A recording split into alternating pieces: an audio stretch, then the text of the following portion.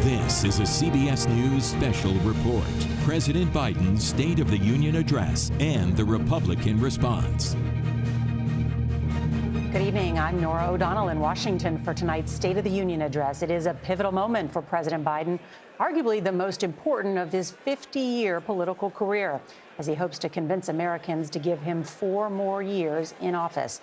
As we look live inside the House chamber in the U.S. Capitol, the president's challenge tonight is to sell his vision for America and address voters' doubts about him personally and politically, from his age to his agility to handle the immigration crisis and a rebounding economy where many Americans struggle with the price of gas and groceries. Tonight, we are told the president will focus on the stark choice that they face in November. And while he won't mention Donald Trump by name, we are told this speech will in some ways mark the beginning of what promises to be a bruising 8-month presidential campaign. Aides to President Biden say he intends to offer an optimistic vision of the country's progress, what he's calling America's comeback. But it is notable that we've got a new CBS News poll out that describes the state of the country as divided. And as we look inside that chamber, see many of the members talking with one another as we await the president.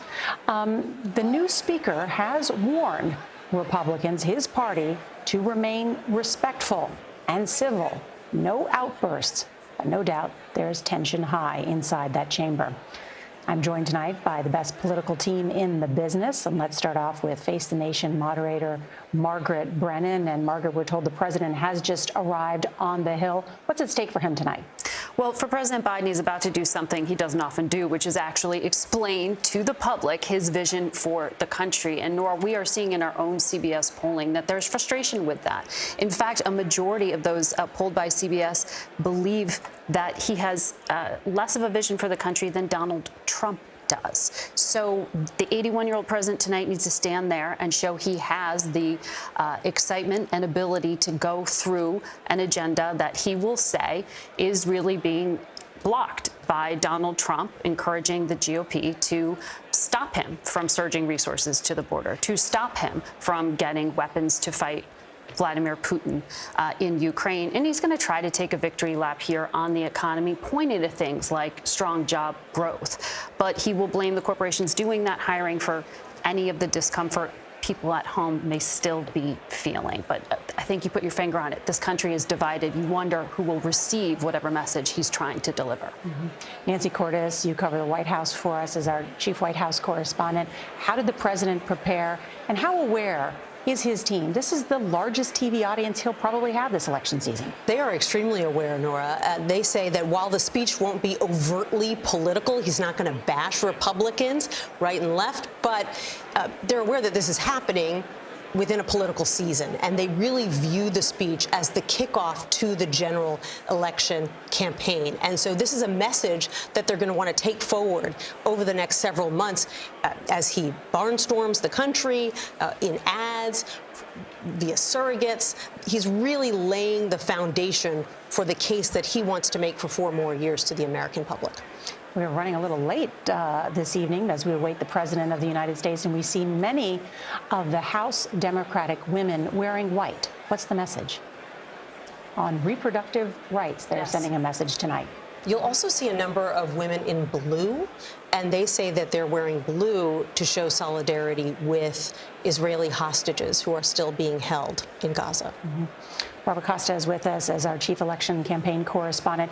This is the president's night. It is his address to the nation, the State of the Union. And yet Donald Trump will be reacting in real time.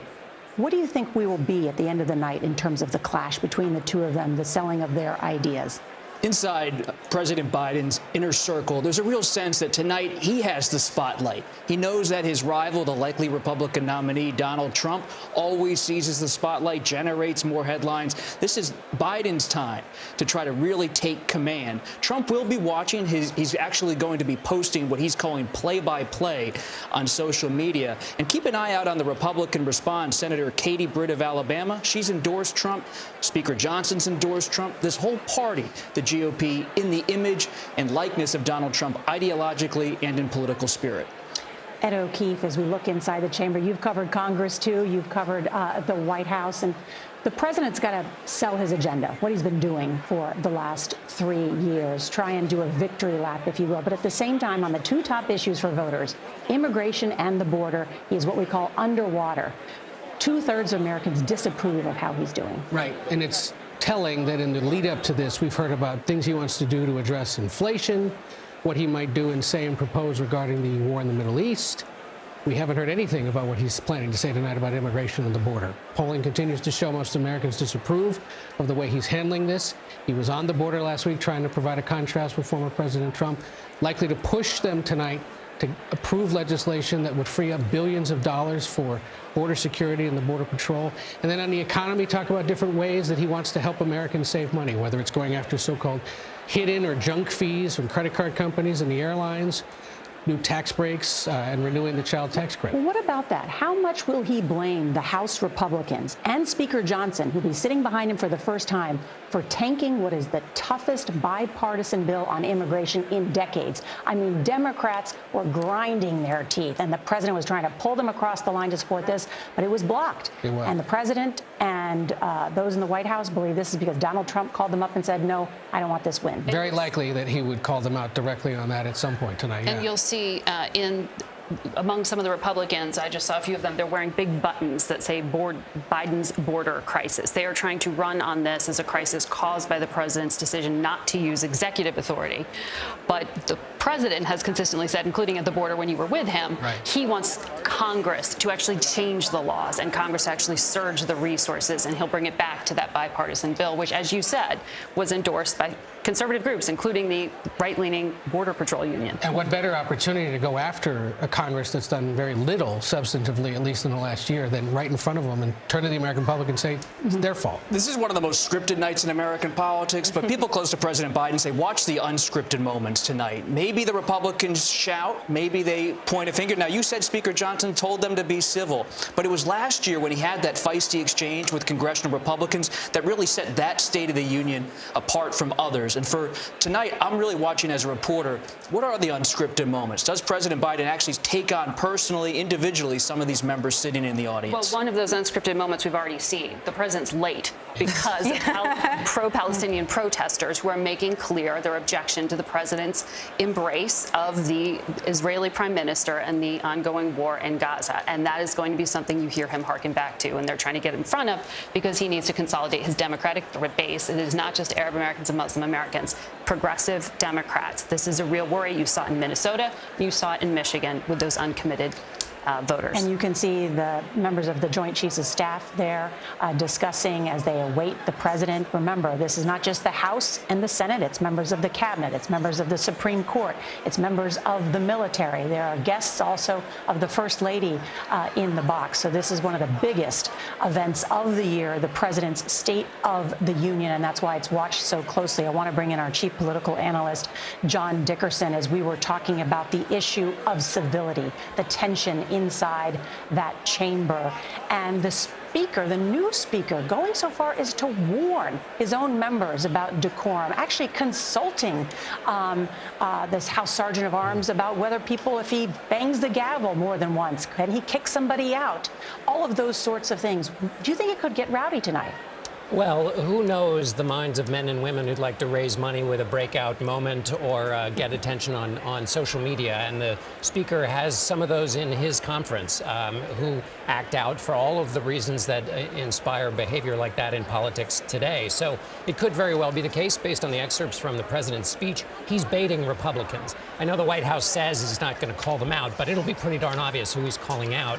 And when you bait them, it's very likely the president might not mind getting a response. One of the arguments he's trying to make is that Republicans don't know how to run a government and that it's a chaotic party. So he'd like to see that on display, whether that happens or not.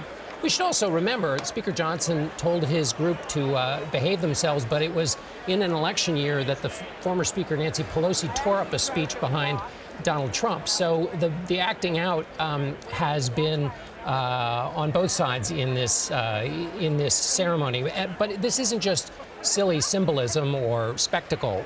the Capitol is ringed with fences and National Guard troops because of an attack on the Capitol on January 6th. So this is very serious business. And you have many moderates in the audience, senators and members of the House, who used to participate in deal-making and lawmaking that was based on compromise. They're all leaving now. And that's also another symbol of what's happened with politics today.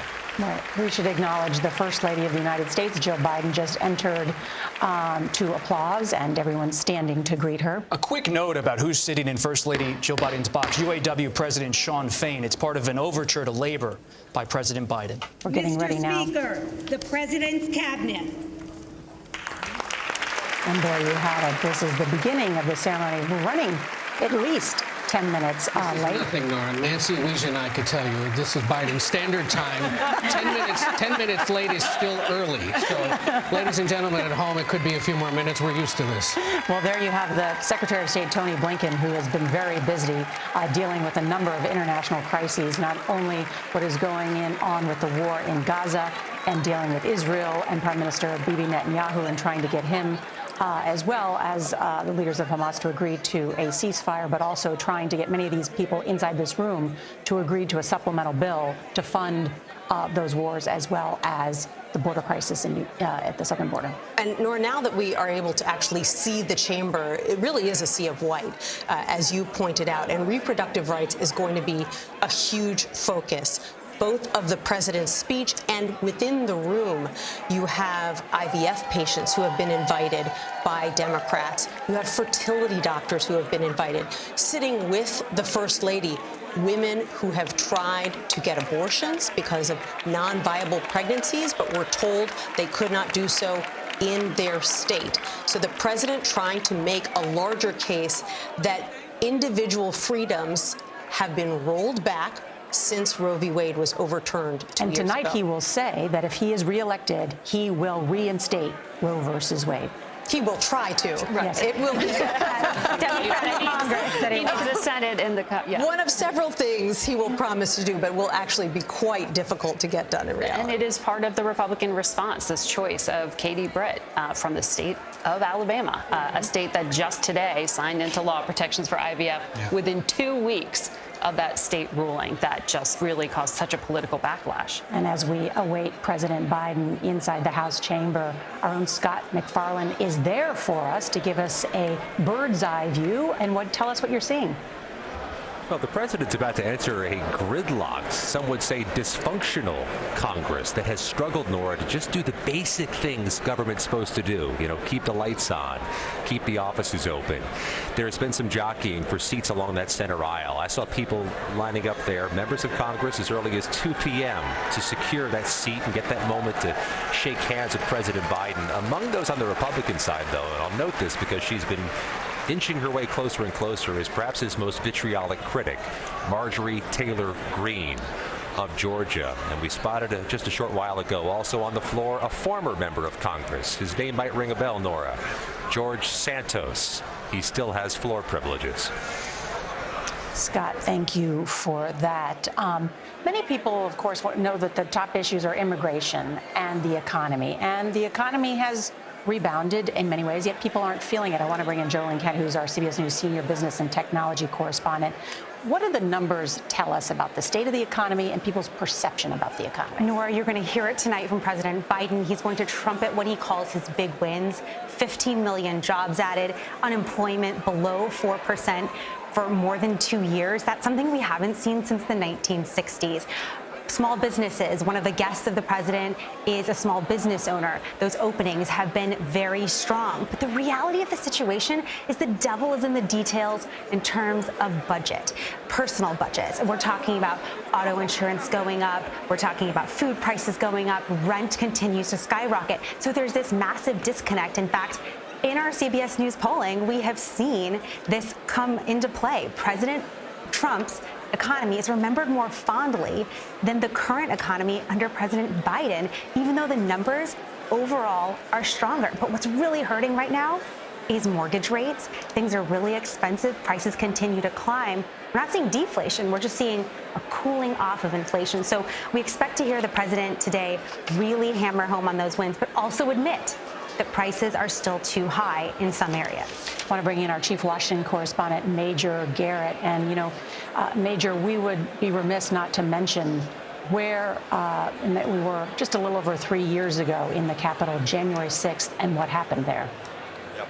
We would, Nora, and the security posture here reflects an anxiety that endures from January 6, 2021. Outside the Capitol, ringing the entire Capitol complex, 8 feet of iron fence, all black, and National Guard personnel up Independence Avenue, Constitution Avenue, in front of the Supreme Court, basically surrounding, not man by man, person by person, foot by foot, but their presence is highly noticeable here. And that's the reflection not only of what happened on January 6, 2021, but something that persists. And what is that?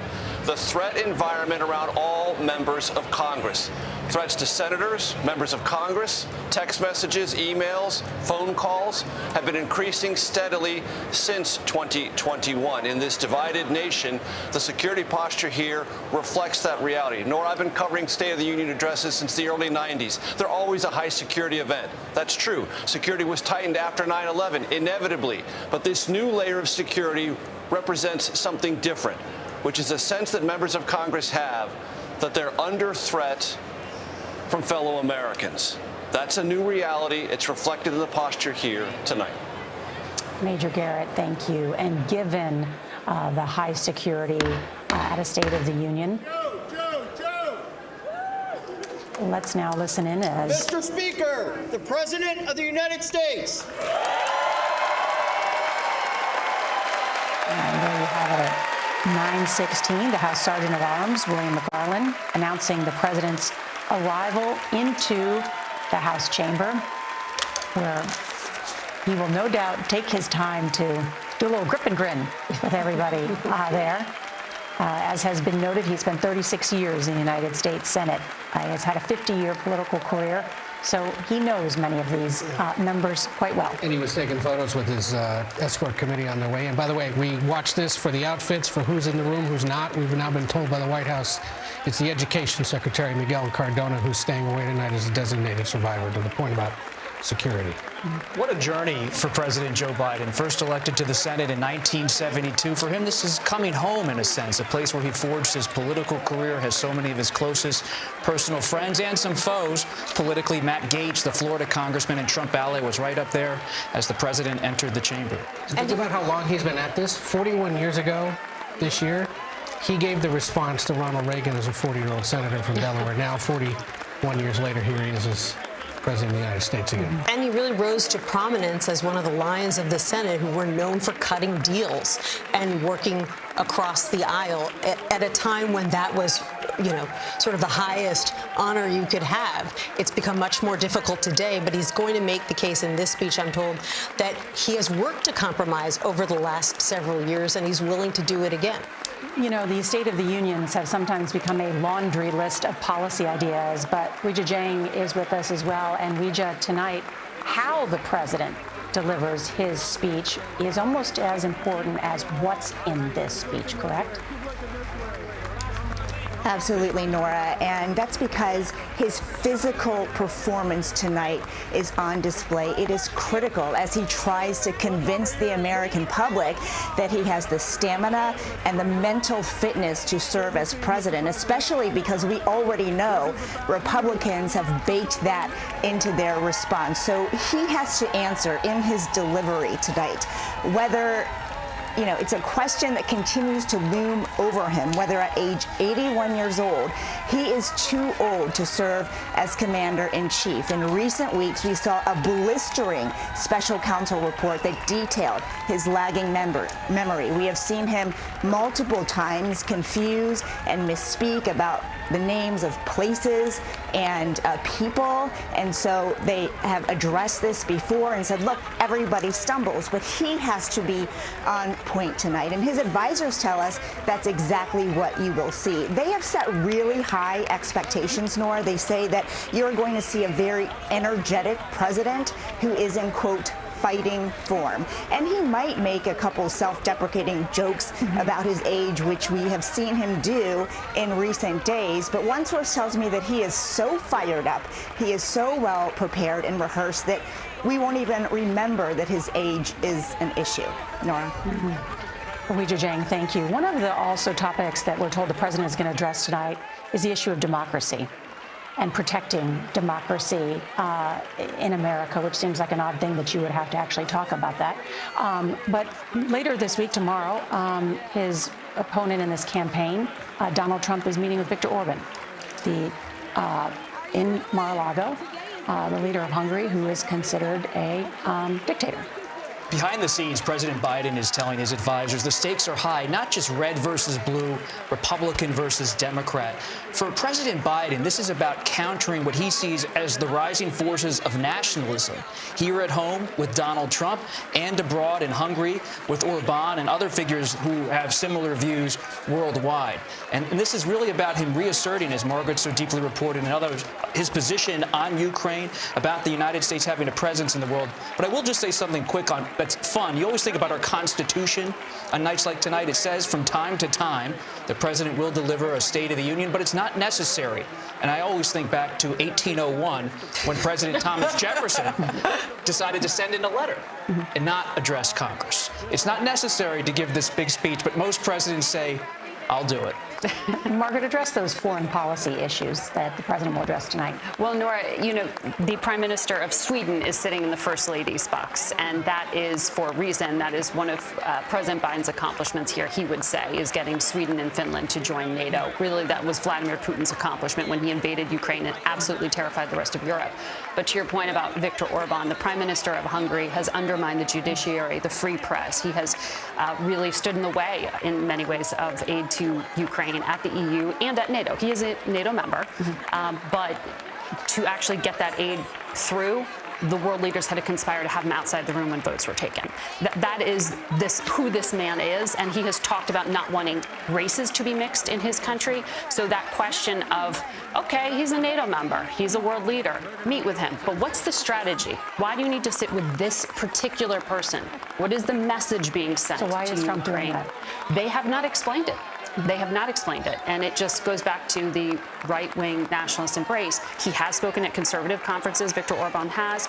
Other conservative leaders from El Salvador and elsewhere have started to appear at some of these conservative gatherings. So that old adage of foreign policy doesn't matter in politics is gone. Listen to Trump's speech. He talks about it a lot. And you think about President Biden's presidency, it reminds me in a sense of Richard Nixon's, not in terms of Watergate or anything like that, but the focus on foreign policy. And there you have President Biden greeting Supreme Court Justice Ketanji Brown Jackson.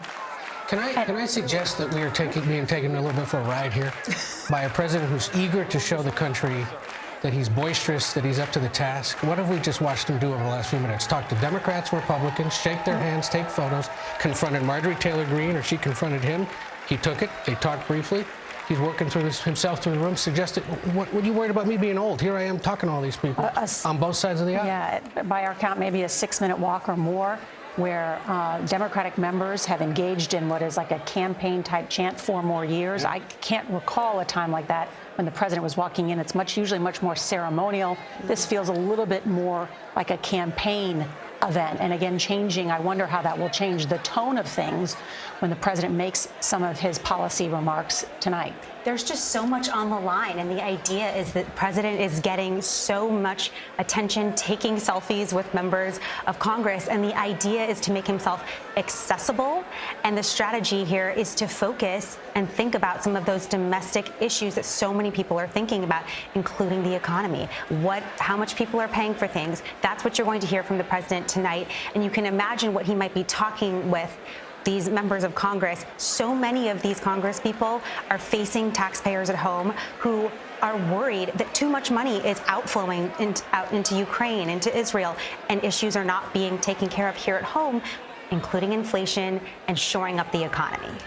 And the timing of this speech really gives him a big opportunity, coming just 2 days after Super Tuesday, 1 day after Nikki Haley dropped out of the Republican race. There are some 40% of her voters who told exit pollsters that they're not sold on voting for Donald Trump in the fall.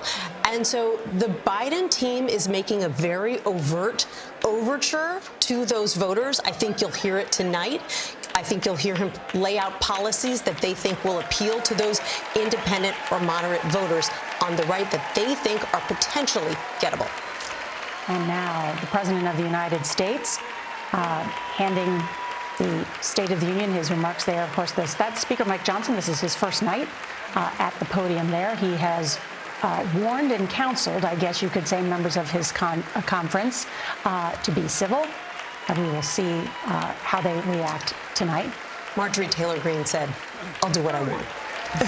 And she had a baseball cap on in the House chamber with a "Make America Great." So she always does what she wants to do, and she'll be campaigning also with President Trump in the next coming days. One fun fact: Vice President Harris at this State of the Union has sat next to a different Speaker of the House every year. Nancy Pelosi, then Kevin McCarthy, who of course now has been ousted, Mike Johnson tonight. Sign again of the instability in Congress, perhaps. Well, that's tell me something I don't know. That's a good one, Ed. Thank you. I always like to learn something new. I try. Yeah. Let's listen in now to the President. Good evening. If I were smart, I'd go home now.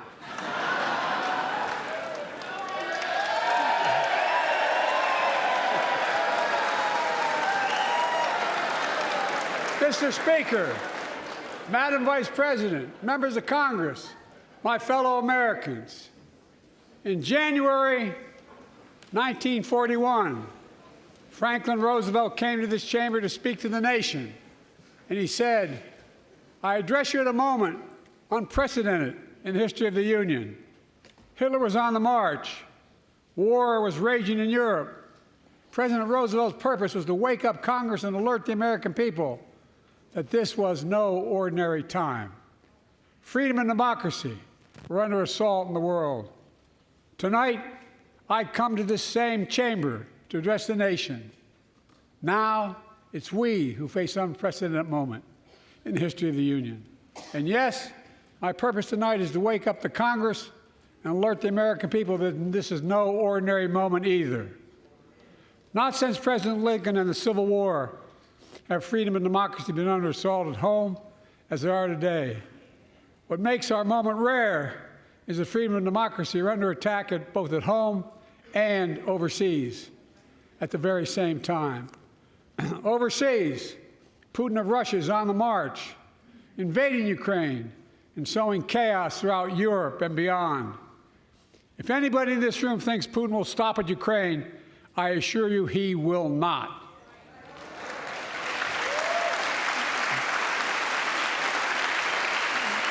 But Ukraine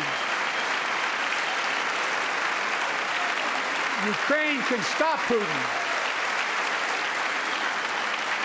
Ukraine can stop Putin if we stand with Ukraine and provide the weapons that needs to defend itself.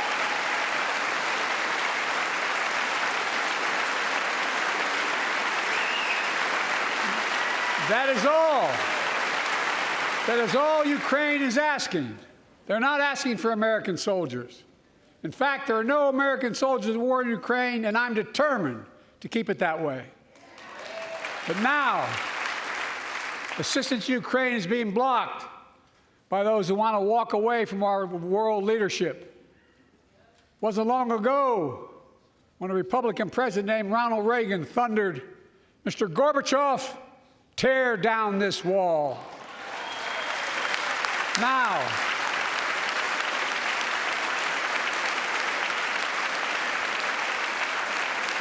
my predecessor, a former Republican president, tells Putin, quote, "Do whatever the hell you want." That's a quote.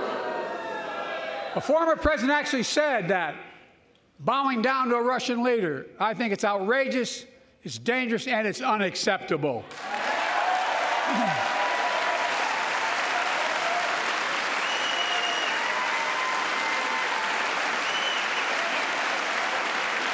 America is a founding member of NATO, the military alliance of democratic nations created after World War II to prevent war and keep the peace. And today, we've made NATO stronger than ever. who welcomed Finland to the alliance last year.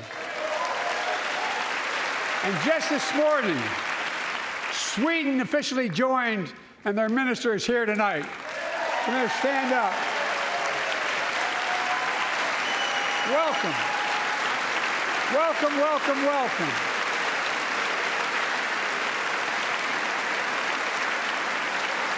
And they know how to fight. Mr. Prime Minister, welcome to NATO, the strongest military alliance the world has ever seen. I say this to Congress, we have to stand up to Putin. Send me a bipartisan national security bill. History is literally watching. History is watching. If the United States walks away, it will put Ukraine at risk. Europe is at risk. The free world will be at risk, emboldening others to do what they wish to do us harm. My message to President Putin, who I've known for a long time, is simple. We will not walk away.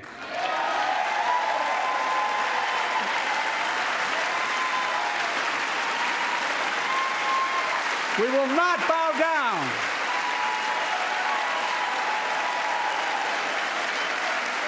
I will not bow down. In a literal sense, history is watching. History is watching. Just like history watched 3 years ago on January 6th, when insurrectionists stormed this very Capitol and placed a dagger to the throat of American democracy. Many of you were here on that darkest of days. We all saw with our own eyes the insurrectionists were not patriots. They'd come to stop the peaceful transfer of power, to overturn the will of the people. January 6th lies about the 2020 election and the plots to steal the election posed a gravest threat to U.S. democracy since the Civil War. But they failed. America stood.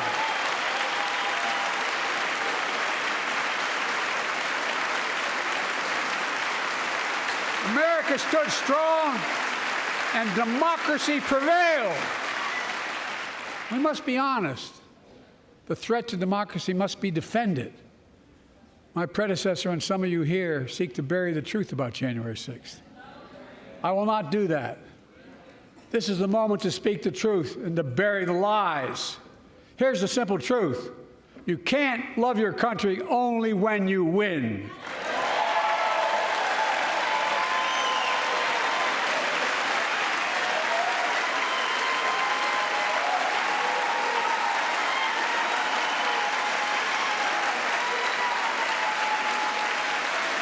As I've done ever since being elected to office, I ask all of you, without regard to party, to join together and defend democracy. Remember your oath of office to defend against all threats, foreign and domestic. Respect free and fair elections, restore trust in our institutions, and make clear political violence has absolutely no place in America, zero place. Again, it's not hyperbole to suggest history is watching. We're watching. Your children and grandchildren will read about this day and what we do. History is watching another assault on freedom. Joining us tonight is Latoya Beasley, a social worker from Birmingham, Alabama. 14 months ago, she and her husband welcomed a baby girl thanks to the miracle of IVF. She scheduled treatments to have that second child, but the Alabama Supreme Court shut down IVF treatments across the state, unleashed by a Supreme Court decision overturning Roe v. Wade. She was told her dream would have to wait. What her family had got through should never have happened. Unless Congress acts, it could happen again. So tonight, let's stand up for families like hers. To my friends across the aisle, don't keep this waiting any longer. Guarantee the right to AVF. Guarantee it nationwide.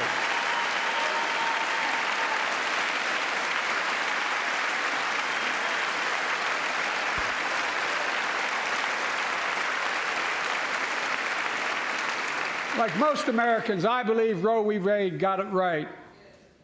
I thank Vice President Harris for being an incredible leader, defending reproductive freedom, and so much more.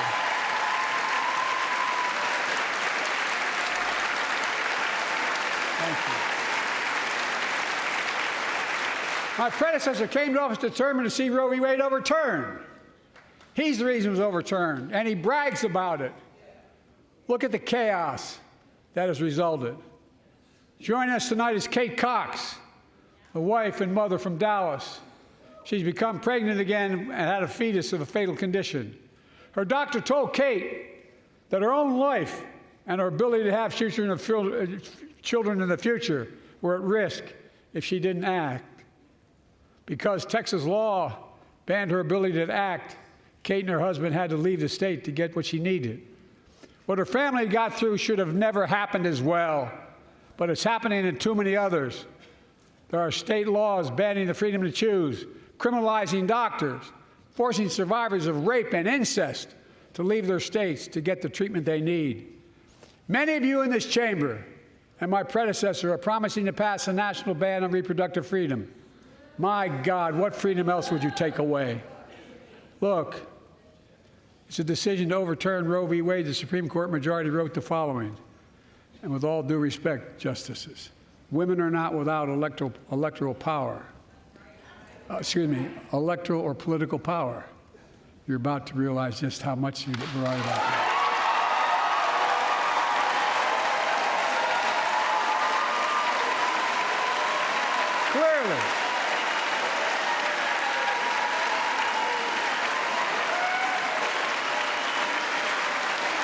Clearly. Those bragging about overturning Roe v. Wade have no clue about the power of women. But they found out when reproductive freedom was on the ballot. We won in 2022 and 2020, and we'll win again in 2024.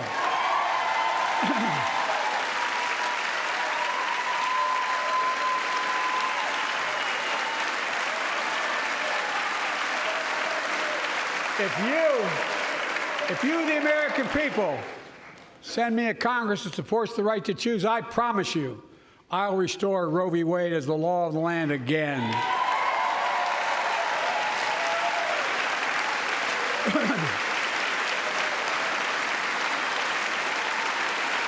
Folks, America cannot go back.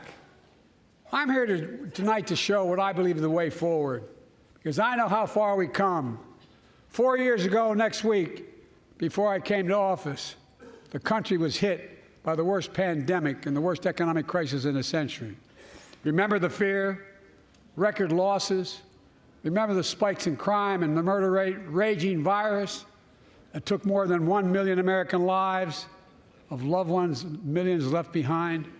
A mental health crisis of isolation and loneliness. A president, my predecessor, failed the most basic presidential duty that he owes to American people, the duty to care. I think that's unforgivable. I came to office determined to get us through one of the toughest periods in the nation's history. We have. It doesn't make news, but in 1,000 cities and towns, the American people are writing the greatest comeback story never told.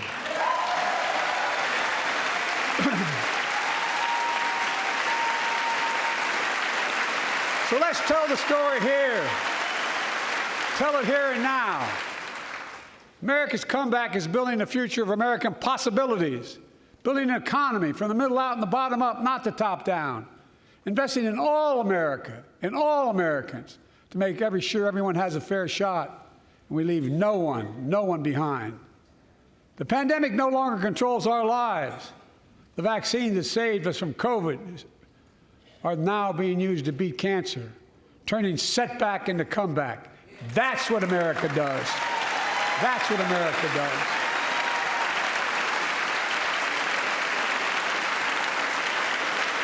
Folks, my inherited economy is on the brink. Now our economy is literally the envy of the world. 15 million new jobs in just 3 years, a record, a record. Unemployment at 50-year lows. A record 16 million Americans are starting small businesses, and each one is a literal act of hope. With historic job growth and small business growth for Black and Hispanics and Asian Americans, 800,000 new manufacturing jobs in America and counting. Where is it written we can't be the manufacturing capital of the world? We are, and we will. More people have health insurance today. More people have health insurance today than ever before. The racial wealth gap is as small as it's been in 20 years. Wages keep going up. Inflation keeps coming down. Inflation has dropped from 9% to 3%, the lowest in the world, and tending lower.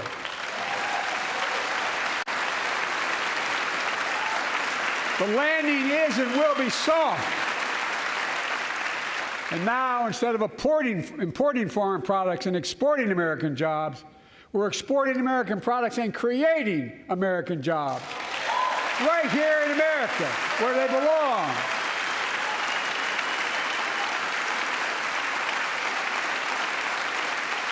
And it takes time, but the American people are beginning to feel it. Consumer studies show consumer confidence is soaring. Buy America has been the law of the land since the 1930s. Past administrations, including my predecessor, including some Democrats as well in the past, failed to buy American. Not anymore. On my watch, federal projects that you fund, like helping build American roads, bridges, and highways, will be made with American products and built by American workers.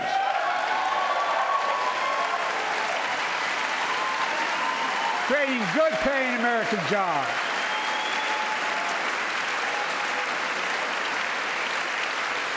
And thanks to our CHIPS and Science Act, the United States is investing more in research and development than ever before. During the pandemic, a shortage of semiconductors, chips, that drove up the price of everything from cell phones to automobiles. And by the way, we invented those chips right here in America. Well, instead of having to import them, private companies are now investing billions of dollars to build new chip factories here in America, creating tens of thousands of jobs. Many of those jobs paying $100,000 a year and don't require a college degree.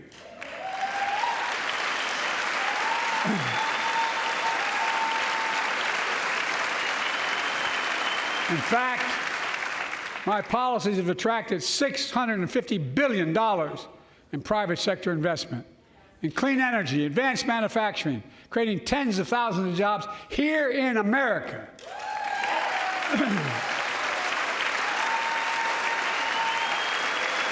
And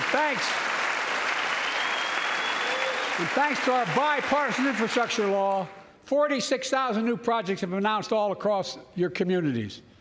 And by the way, I noticed some of you strongly voted against it, or they're cheering on that money coming in. I like it.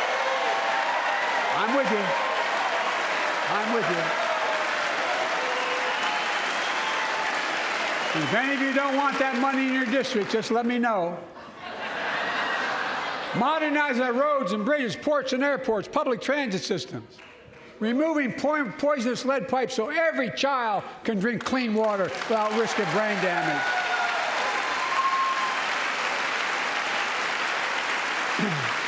Providing affordable high-speed internet for every American, no matter where you live, urban, suburban, or rural communities, in red states and blue states.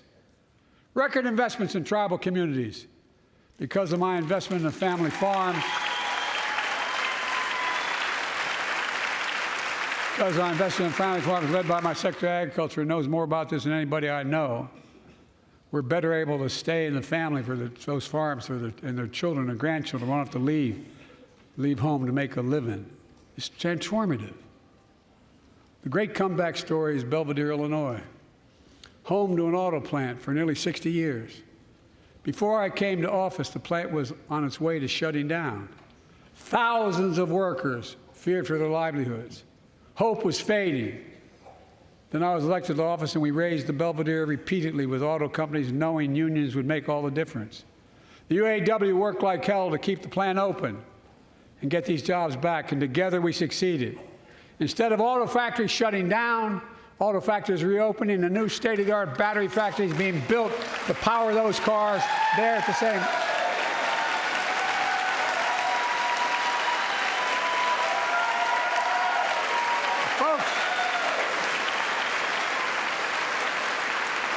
the folks at Belvedere, I say, instead of your town being left behind, your community is moving forward again. Because instead of watching auto jobs of the future go overseas, 4,000 union jobs with higher wages are building the future in Belvedere right here in America.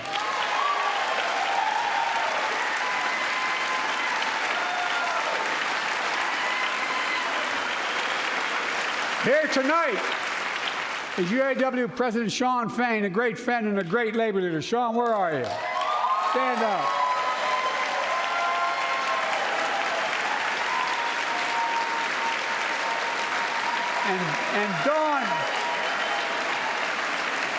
And Dawn Sims, a third-generation worker, UAW worker at Belvedere.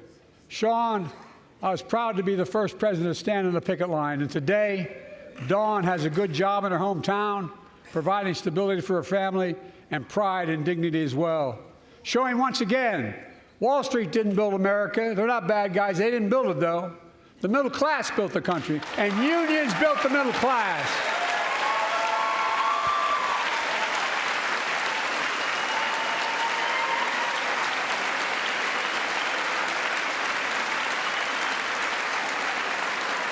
I say to the American people, when America gets knocked down, we get back up. We keep going. That's America.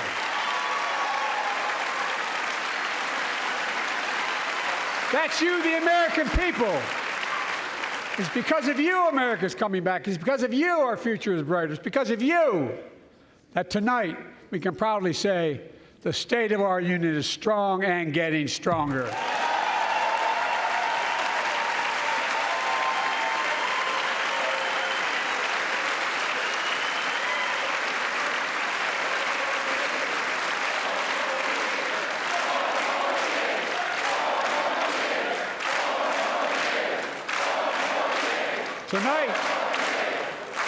Tonight, I want to talk about the future of possibilities that we can build together. A future where the days of trickle-down economics are over, and the wealthy and the biggest corporations no longer get all the tax breaks. And by the way, I understand corporations. I come from a state that has more corporations invested than every one of your states in the state of the United States combined. And I represented it for 36 years. I'm not anti-corporation, but I grew up in a home where trickle-down economics didn't put much on my dad's kitchen table. That's why I determined to turn things around so middle class does well. When they do well, the poor have a way up and the wealthy still do very well. We all do well. And there's more to do to make sure you're feeling the benefits of all we're doing. Americans pay more for prescription drugs than anywhere in the world. It's wrong, and I'm ending it.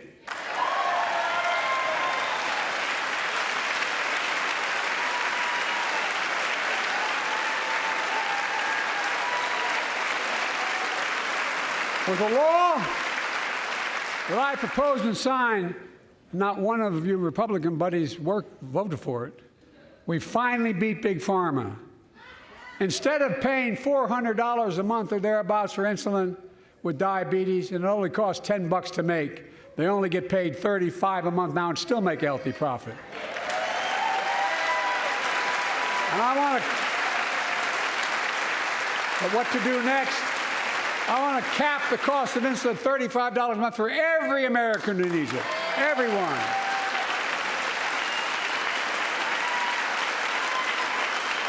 For years, people have talked about it, but finally we got it done and gave Medicare the power to negotiate lower prices on prescription drugs, just like the VA is able to do for veterans. That's not just saving seniors money, it's saving taxpayers money. We cut the federal deficit by $160 billion. Because Medicare will no longer have to pay those exorbitant prices to Big Pharma.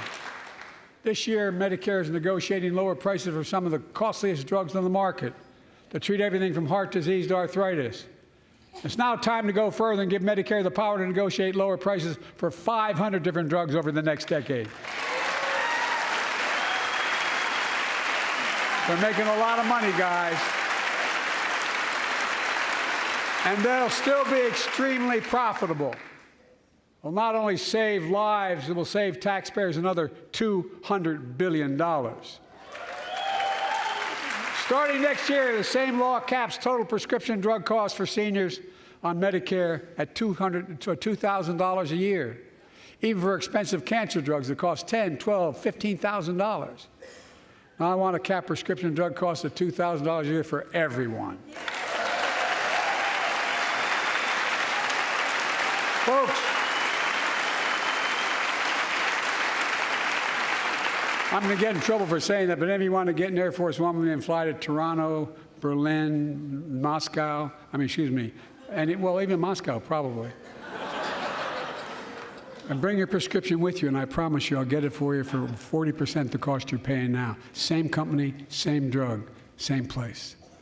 Folks, the Affordable Care Act, the old Obamacare, is still a very big deal.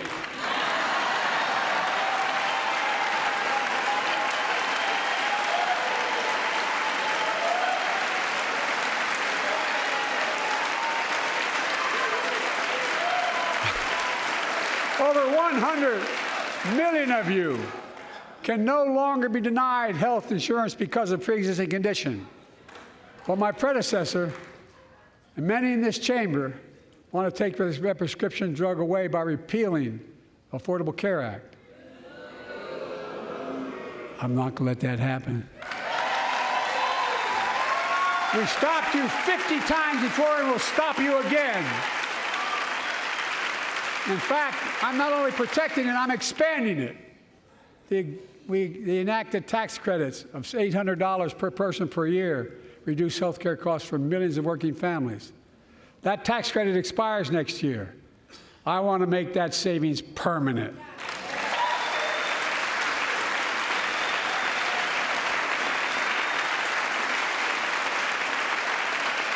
To state the obvious, women are more than half our population. But research on women's health has always been underfunded. That's why we're launching the first ever White House initiative on women's health research, led by Jill, doing an incredible job as First Lady.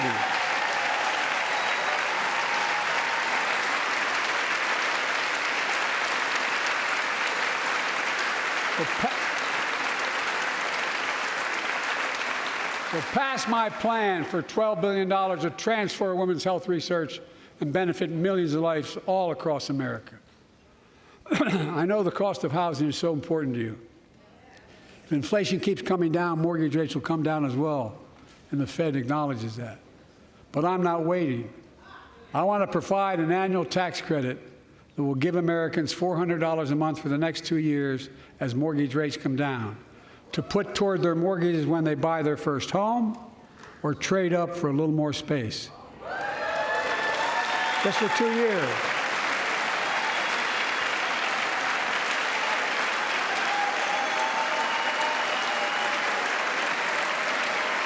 And my administration is also eliminating title insurance on federally backed mortgages. When you refinance your home, you can save $1,000 or more as a consequence. For millions of renters, we're cracking down on big landlords who use antitrust law, who break antitrust laws by price fixing and driving up rents. We've cut red tape so builders can get federally financing, which is already helping build a record 1.7 million new housing units nationwide. Now pass and build and renovate 2 million affordable homes and bring those rents down.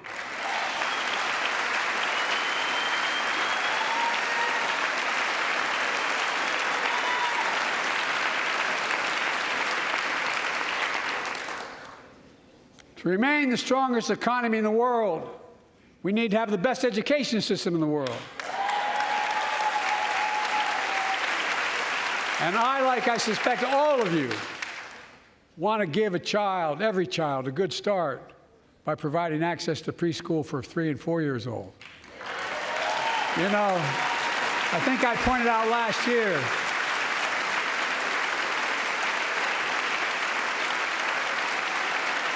I think I pointed out last year that children coming from broken homes where there's no books, they're not read to, not spoken to very often, start school, kindergarten, or first grade, having heard 1 million fewer words spoken. Well, studies show that children who go to preschool are nearly 50% more likely to finish high school, go on to earn a 2- and 4-year degree, no matter what their background is.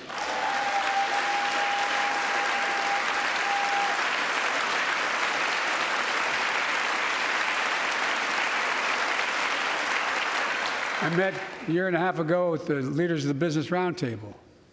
They were mad that they were angry. I think, well, they were discussing why I wanted to spend money on education.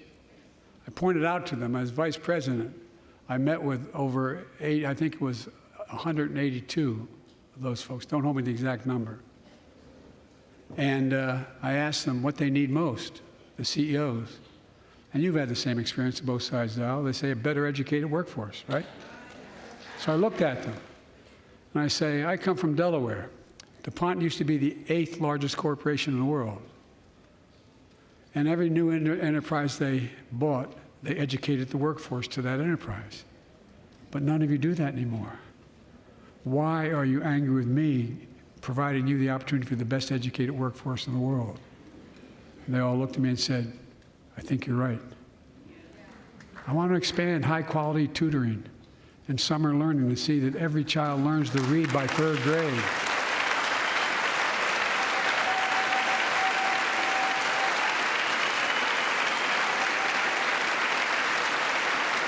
I'm also connecting local businesses and high schools so students get hands-on experience and a path to a good-paying job, whether or not they go to college. And I want to make sure that college is more affordable.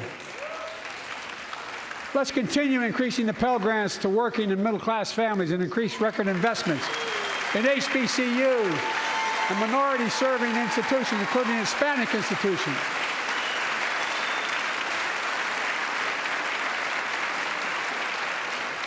And I was told I couldn't universally just change the way in which we dealt with student loans. I fixed 2 student loan programs that already existed to reduce the burden of student debt for nearly 4 million Americans, including nurses, firefighters, and others in public service. Like Keenan Jones, a public educator from Minnesota, who's here with us tonight. Keenan, where are you? Keenan, thank you. He's educated hundreds of students so they can go to college. Now he's able to help, after debt forgiveness, get his own daughter to college.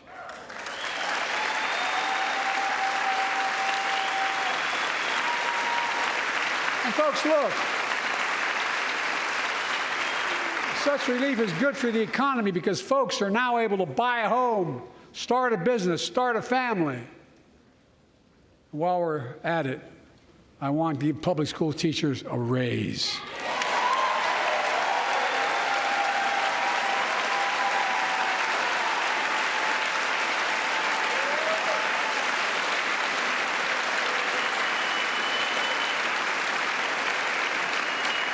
And by the way, the first couple of years, we cut the deficit. Now, let me speak to the question of fundamental fairness for all Americans. I've been delivering real results in fiscally responsible ways. We've already cut the federal deficit. We've already cut the federal deficit over $1 trillion. I signed the bipartisan deal to cut another $1 trillion in the next decade. It's my goal to cut the federal deficit another $3 trillion by making big corporations and the very wealthy finally beginning to pay their fair share.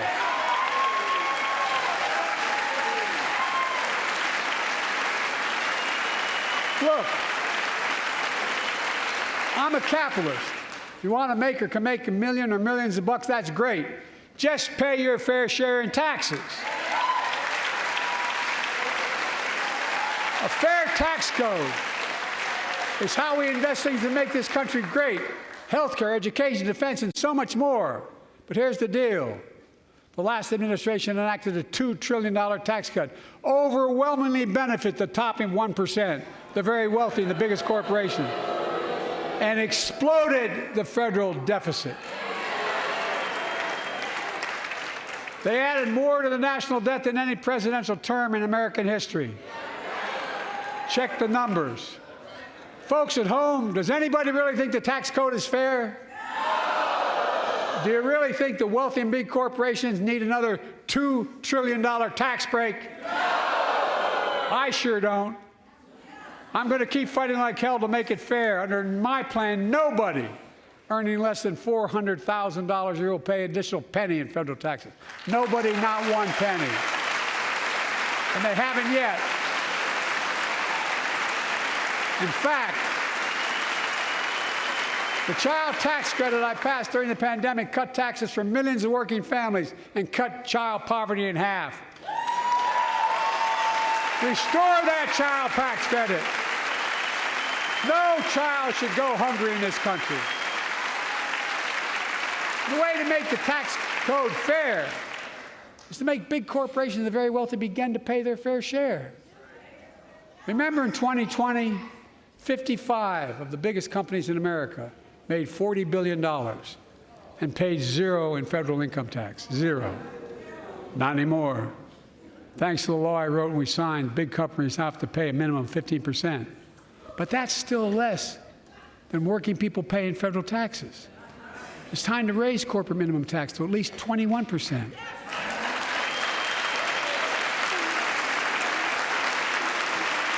So every big corporation finally begins to pay their fair share.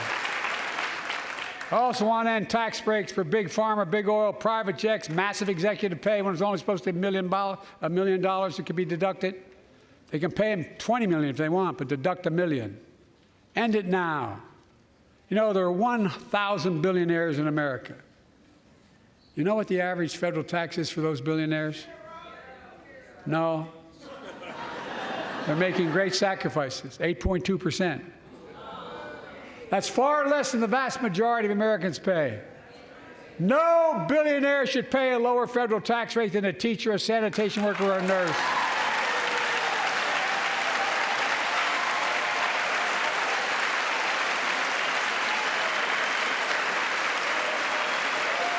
I propose a minimum tax for billionaires of 25%, just 25%. You know what that would raise? That would raise $500 billion over the next 10 years. And imagine what that could do for America. Imagine a future with affordable child care. Millions of families can get what they need to go to work to help grow the economy. Imagine a future with paid leave, because no one should have to choose between working and taking care of their sick family member. Imagine a future of home care and elder care, and people living with disabilities so they can stay in their homes and family caregivers can finally get the pay they deserve. Tonight, let's all agree once again to stand up for seniors. Many of my friends on the other side of the aisle want to put Social Security on the chopping block. If anyone here tries to cut Social Security or Medicare or raise the retirement age, I will stop you.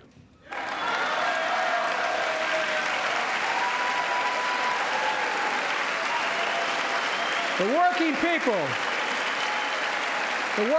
who built this country pay more into Social Security than millionaires and billionaires do. It's not fair. We have two ways to go. Republicans can cut Social Security and give more tax breaks to the wealthy. That's the proposal. Oh, no. You guys don't want another $2 trillion tax cut? I kind of thought that's what your plan was. Well, that's good to hear. You're not going to cut another $2 trillion for the super wealthy. That's good to hear. I'll protect and strengthen Social Security and make the wealthy pay their fair share. Look,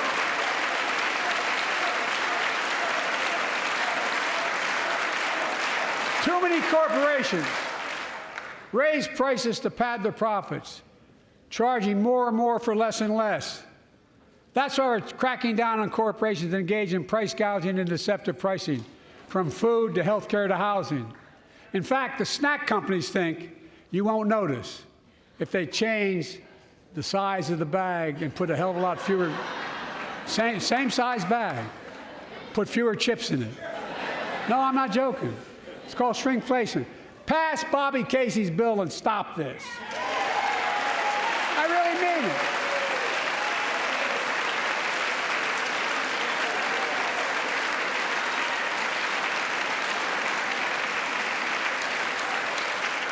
You probably all saw that commercial on Snickers bars. You get charged the same amount, and you got about, I don't know, 10% fewer Snickers in it. Look, I'm also getting rid of junk fees, those hidden fees at the end of your bill that are there without your knowledge. My administration announced we're cutting credit card late fees from $32 to $8.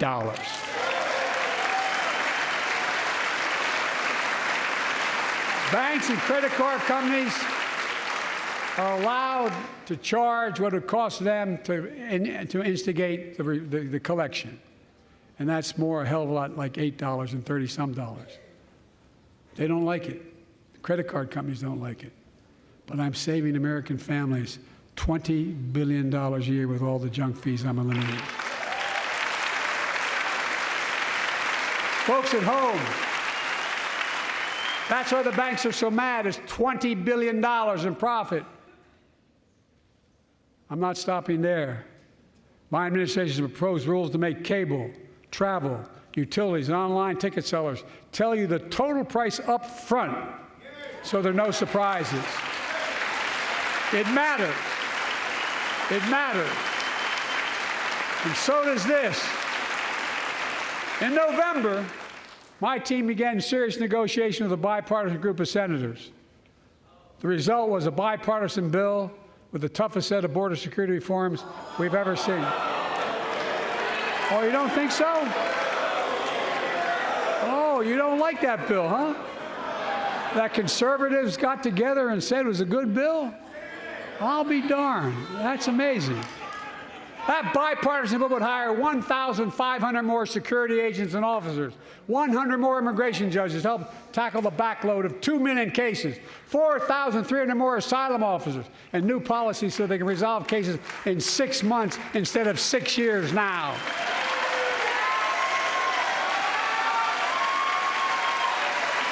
What are you against? 100 more high-tech drug detection machines to significantly increase the ability to screen and stop vehicles smuggling fentanyl into America. That's killing thousands of children. This bill would save lives and bring order to the border. It will also give me and any new president new emergency authority to temporarily shut down the border when the number of migrants at the border is overwhelming. The Border Patrol Union has endorsed this bill. The Federal Chamber of Commerce is, yeah. You're saying low. Look at the facts. I know you know how to read.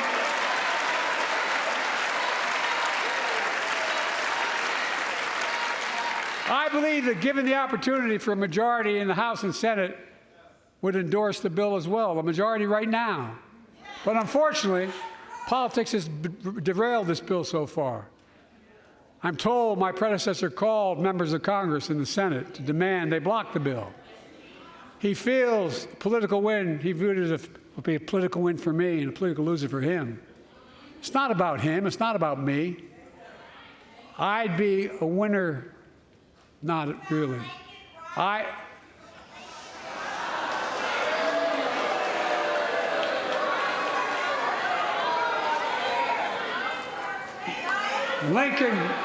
Lincoln Riley, an innocent young woman who was killed by an illegal. That's right. But how many of the thousands of people being killed by illegals? To her parents, I say, my heart goes out to you, having lost children myself. I understand. But look, if we change the dynamic at the border, people pay these smugglers $8,000 to get across the border because they know if they get by and let into the country, it's 6 to 8 years before they have a hearing. And it's worth taking the chance of the $8,000. But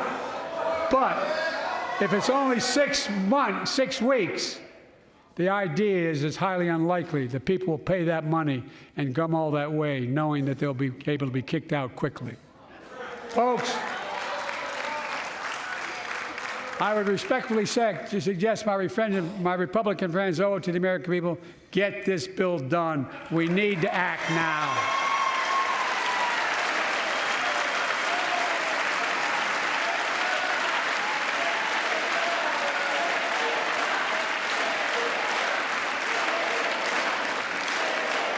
And if my predecessor is watching, instead of paying politics and pressuring members of Congress to block the bill, join me in telling the Congress to pass it.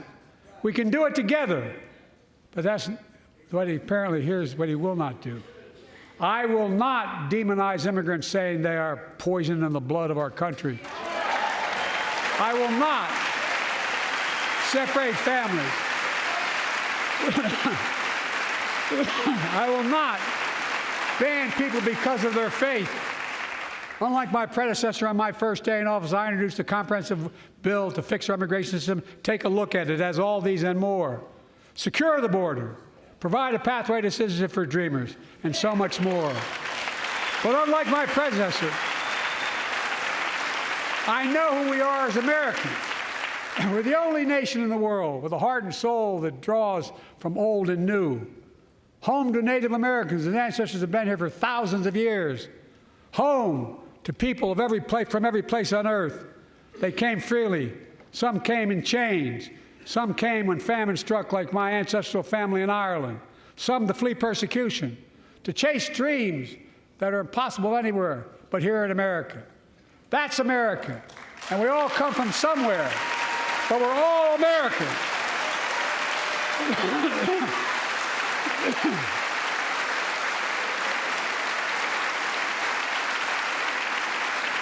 Look, folks, we have a simple choice. We can fight about fixing the border, or we can fix it. I'm ready to fix it. Send me the border bill now.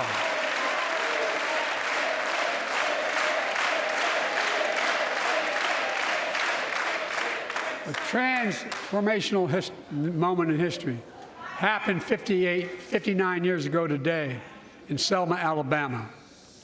Hundreds of foot soldiers for justice marched across the Edmund Pettus Bridge, named after the Grand Dragon of the Ku Klux Klan, to claim their fundamental right to vote.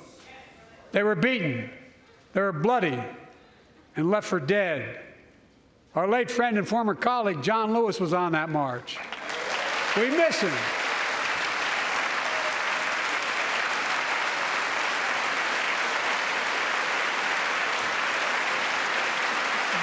Joining us tonight are other marchers, both in the gallery and on the floor, including Betty Mae Fikes, known as the voice of Selma. The daughter of gospel singers and preachers, she sang songs of prayer and protest on that bloody Sunday to help shake the nation's conscience.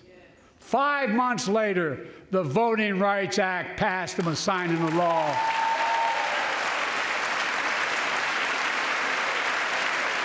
Thank you. Thank you, thank you, thank you.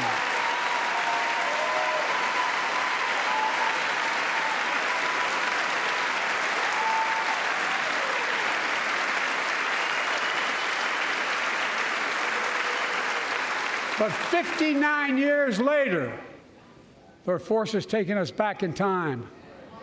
Voter suppression, election subversion, unlimited dark money, extreme gerrymandering.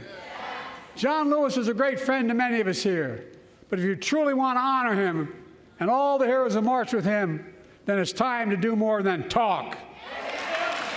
Pass the Freedom to Vote Act, the John Lewis Voting Rights Act.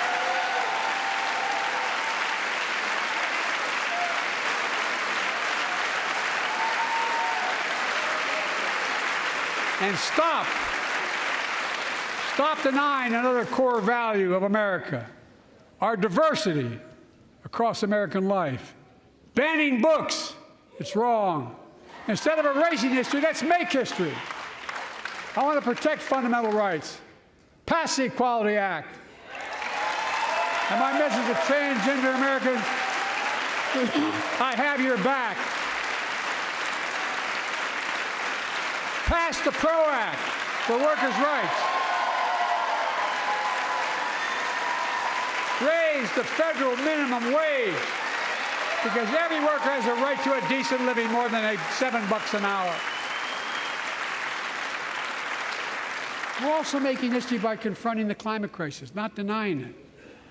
I don't think any of you think there's no longer a climate crisis. At least I hope you don't. I'm taking the most significant action ever on climate in the history of the world. I'm cutting our carbon emissions in half by 2030, creating tens of thousands of clean energy jobs, like the IBEW work is building and installing 500,000 electric vehicle charging stations. Conserving 30% of America's lands and waters by 2030.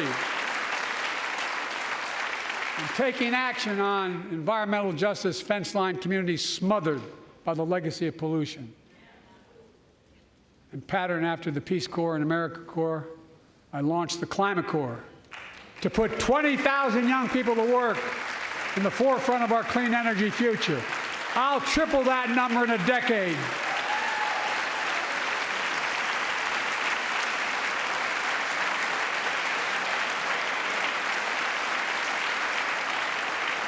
To state the obvious, all Americans deserve the freedom to be safe. And America is safer today than when I took office. The year before I took office, murder rates went up 30%. 30% they went up. The biggest increase in history. It was then, through my American Rescue Plan, which every American voted against, I might add, we made the largest investment in public safety ever. Last year, the murder rate saw the sharpest decrease in history. Violent crime fell to one of its lowest levels in more than 50 years. But we have more to do. We have to help cities invest in more community police officers, more mental health workers, more community violence intervention. Give communities the tool to crack down on gun crime, retail crime, and carjacking. Keep building trust, as I've been doing by taking executive action on police reform and calling for it to be the law of the land. Directing my cabinet to review the federal classification of marijuana and expunging thousands of convictions for the mere possession, because no one should be jailed for simply using or have it on their record. Take on crimes of domestic violence. I'm ramping up the federal enforcement of the Violence Against Women Act that I proudly wrote when I was a senator, so we can finally end the scourge against women in America.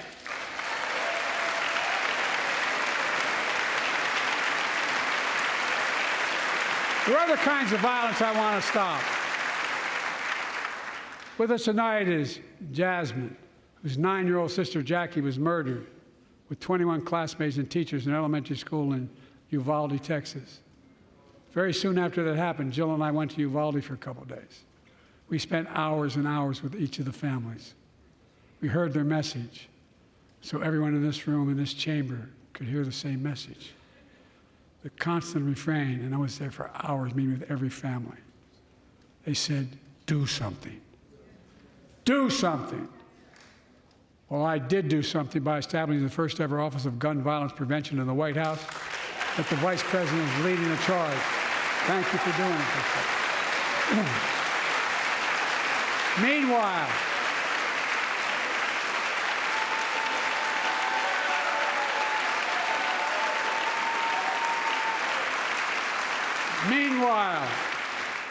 my predecessor told the NRA he's proud he did nothing on guns when he was president. Oh. After another shooting in Iowa recently, he said, when asked what to do about it, he said, just get over it. There's his quote, just get over it. I say, stop it. Stop it, stop it, stop it.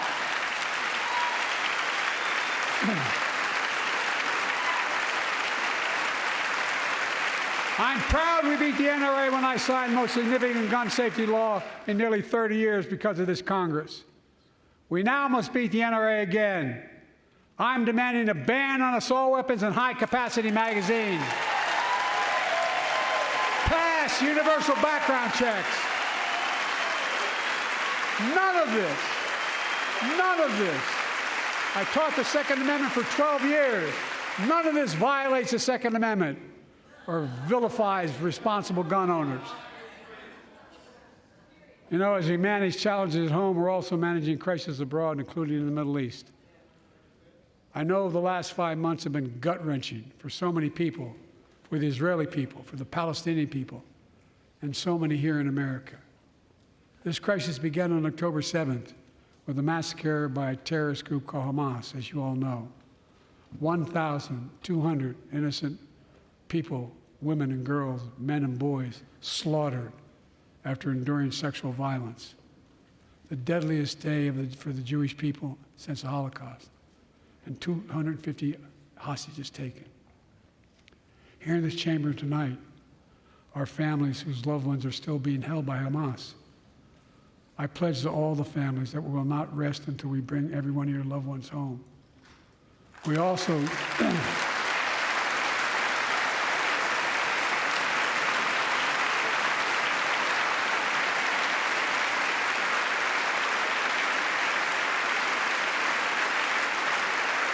will also work around the clock to bring home Evan and Paul, Americans being unjustly detained by the Russians and others around the world. Israel has the right to go after Hamas. Hamas ended this conflict by releasing hostages, laying down arms, could end it by releasing the hostages, laying down arms, and surrendering those responsible for October 7th. But Israel has Israel has an added burden because Hamas hides and operates among the civilian population like cowards, under hospitals, daycare centers, and all the like. Israel also has a fundamental responsibility, though, to protect innocent civilians in Gaza.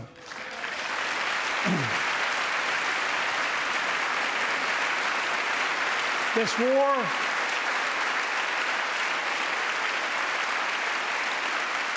has taken a greater toll on innocent civilians than all previous wars in Gaza combined. More than 30,000 Palestinians have been killed, most of whom are not Hamas. Thousands and thousands of innocents, women and children, girls and boys, also orphaned. Nearly 2 million more Palestinians under bombardment or displacement. Homes destroyed, neighborhoods in rubble, cities in ruin. Families without food, water, medicine. It's heartbreaking. I've been working nonstop to establish an immediate ceasefire that would last for 6 weeks to get all the prisoners released, all the hostages released, to get the hostages home and ease the intolerable and humanitarian crisis and build toward an enduring, something more enduring. The United States has been leading international efforts to get more humanitarian assistance to Gaza. Tonight, I'm directing the U.S. military to lead an emergency mission to establish a temporary pier in the Mediterranean on the coast of Gaza that can receive large shipments carrying food, water, medicine, and temporary shelters. No U.S. boots will be on the ground. A temporary pier will enable a massive increase in the amount of humanitarian assistance getting into Gaza every day.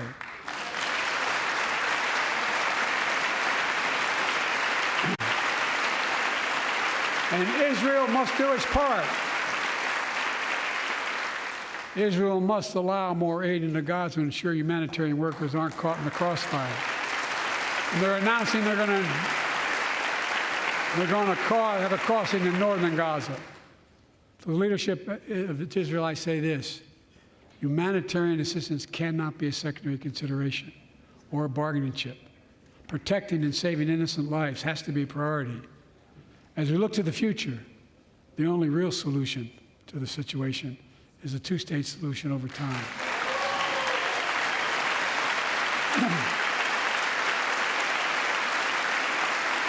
And I say this as a lifelong supporter of Israel. My entire career, no one has a stronger record with Israel than I do. I challenge any of you here. I'm the only American president to visit Israel in wartime. But there is no other path that guarantees Israel's security and democracy. There is no other path that guarantees Palestinians can live in peace with peace and dignity. And there's no other path that guarantees peace between Israel and all of its neighbors including Saudi Arabia, with whom I'm talking. Creating stability in the Middle East also means containing the threat posed by Iran. That's why I built a coalition of more than a dozen countries to defend international shipping and freedom of navigation in the Red Sea. I've ordered strikes to degrade the Houthi capability and defend U.S. forces in the region. As Commander-in-Chief, I will not hesitate to direct further measures to protect our people and our military personnel.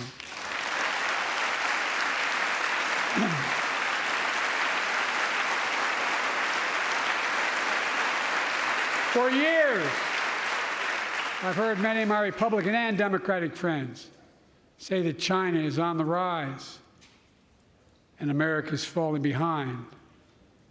They've got it backwards. I've been saying it for over 4 years, even when I wasn't president. America's rising. We have the best economy in the world. And since I've come to office, our GDP is up, our trade deficit with China is down to the lowest point in over a decade. And we're standing up against China's unfair economic practices. We're standing up for peace and stability across the Taiwan Straits. I've revitalized our partnership and alliance in the Pacific. India, Australia, Japan, South Korea, Pacific Islands. I've made sure that the most advanced American technologies can't be used in China, not allowing to trade them there. Frankly, for all this tough talk on China, it never occurred to my predecessor to do any of that. I want competition with China, not conflict.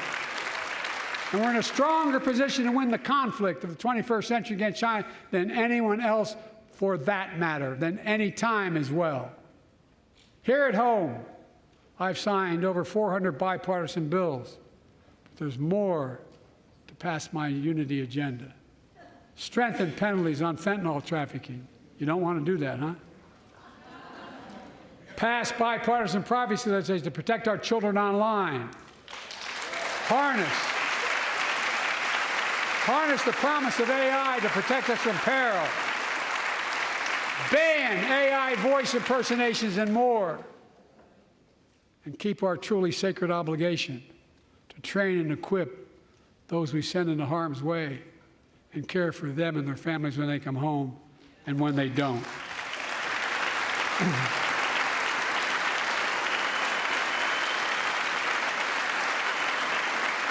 That's why the song Support and Help of Dennis and the VA, I signed the PACT Act. One of the most significant laws ever, helping millions of veterans exposed to toxins who now are battling more than 100 different cancers. Many of them don't come home, but we owe them and their families support. We owe it to ourselves to keep supporting our new health research agency called ARPA-H. And remind us that we can do big things, like end cancer as we know it, and we will.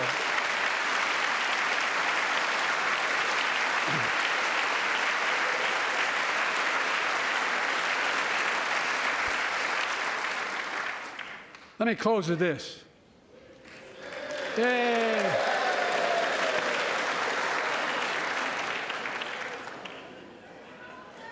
I know you don't want to hear any more, Lindsay, but I got to say a few more things. I know it may not look like it, but I've been around a while. When you get to be my age, certain things become clearer than ever. I know the American story.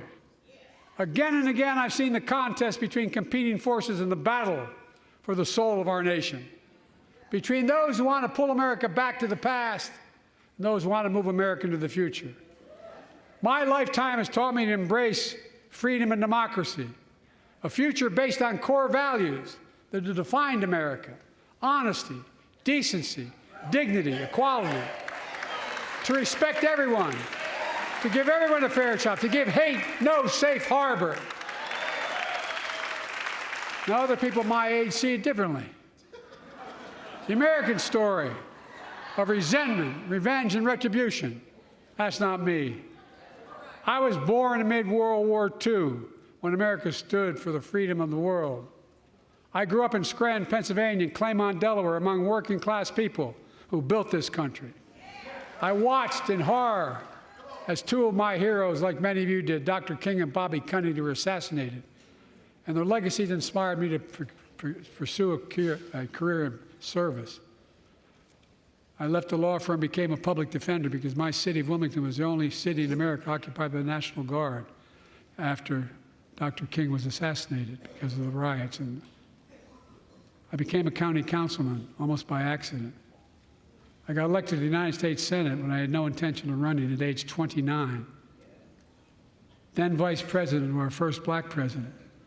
Now president to the first women vice president.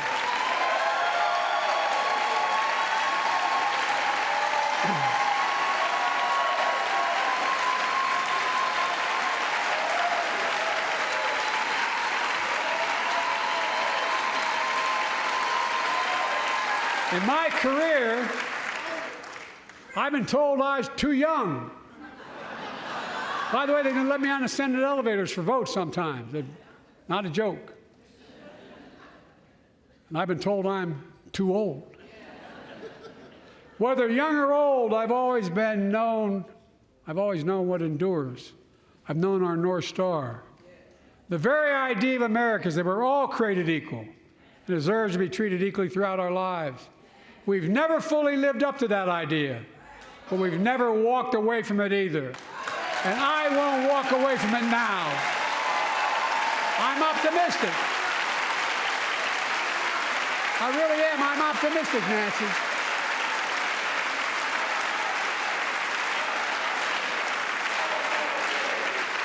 My fellow Americans, the issue facing our nation isn't how old we are. It's how old are our ideas. Hate, anger, revenge, retribution are the oldest of ideas. But you can't lead America with ancient ideas that only take us back. You lead America, the land of possibilities. You need a vision for the future and what can and should be done. Tonight you've heard mine. I see a future where defending democracy, you don't diminish it. I see a future where we restore the right to choose and protect our freedoms, not take them away. I see a future where the middle class finally has a fair shot and the wealthy have to pay their fair share in taxes. I see a future where we save the planet from the climate crisis and our country from gun violence. Above all, I see a future for all Americans. I see a country for all Americans.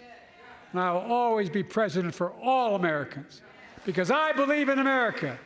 I believe in you, the American people. You're the reason we've never been more optimistic about our future than I am now.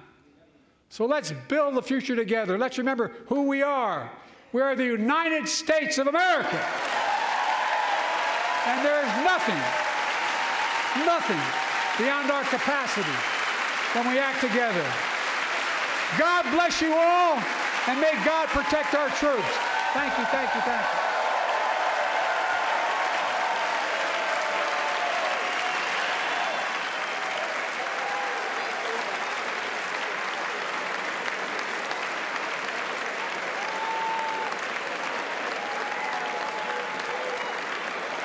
And there it is, President Biden delivering a feisty and animated State of the Union address tonight. Probably one of the most political addresses I have ever heard before a joint chamber at this time, drawing a sharp contrast with Republicans. And while he did not mention Donald Trump's name, he referred to his predecessor more than a dozen times, taunting Republicans at times. In a vigorous address, I want to bring in our chief political analyst, John Dickerson. John. Yes, a stemwinder, Norah. I'm going to pluck two words out of the speech that President Biden used. He used each of them 13 times. One is the one you just mentioned, predecessor or my predecessor.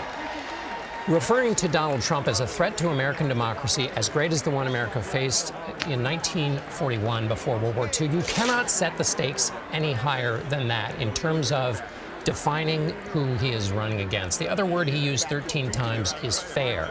This is a policy argument he was making when he talked about lowering drug prices, helping teachers get paid more, helping others go up the ladder of opportunity, helping with housing. All of those policies, those are to help people who are, in the middle class and lower. And how's he going to pay for it?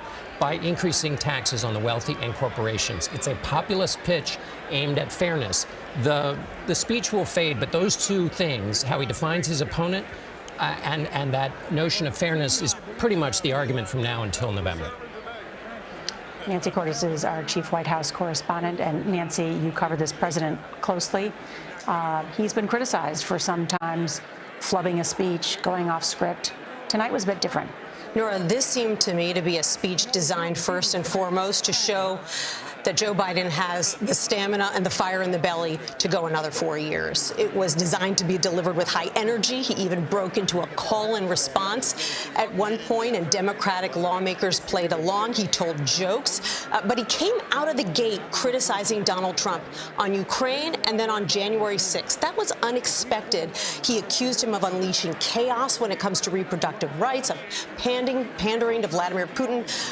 It seemed to me that this White House understood that one of the biggest obstacles to re-election for him are the persistent voter questions about the president's age. And the White House set out to try to address those questions with a speech in which he ad-libbed about everything from taxes to Snickers.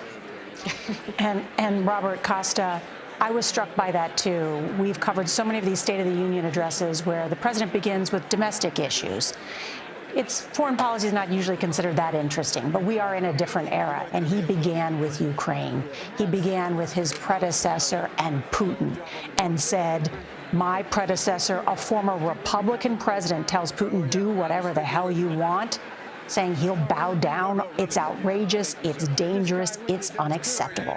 Norah, sometimes timing is everything in politics. And what happened just days ago, Super Tuesday, former Ambassador Nikki Haley got out of the race. President Biden tonight making a pitch to Nikki Haley's voters, traditional Republicans who might feel like they don't have a home in Donald Trump's Republican Party. He's quoting Ronald Reagan. He's talking about January 6th, and he's saying to them, I'm building a coalition that's not only progressives and Democrats, but could include some Republicans. And you look at, sometimes a picture tells 1,000 words. You see President Biden there mingling on the House floor. Democrats all smiles. Some centrists from the New Jersey delegation there. I saw Senator Bernie Sanders come up with a big grin to say hello to President Biden. They're happy tonight. The president kicked off his campaign with a forceful speech, giving Democrats in that room and nationally a lot of confidence that he has what it takes for a rough campaign against Trump. While he was speaking, you could hear Congressman Henry Cuellar of Texas say, you were on fire. Danny Davis of Illinois saying, you fired us all up. Those guys represent moderates in the party and urban liberals. This may have been a partisan speech designed to be a campaign kickoff. A little different from most State of the Unions, but it meets the moment, the political moment we're in, and it's the speech Democrats have been desperately waiting for him to give. And now the question is, can he do this in a non-staged setting? Can he get out there on the campaign trail and deliver this in those border states or in some of these swing states, something that his fellow Democrats have asked them to do more of? Don't just send the cabinet secretary to unveil the bridge that you say you built.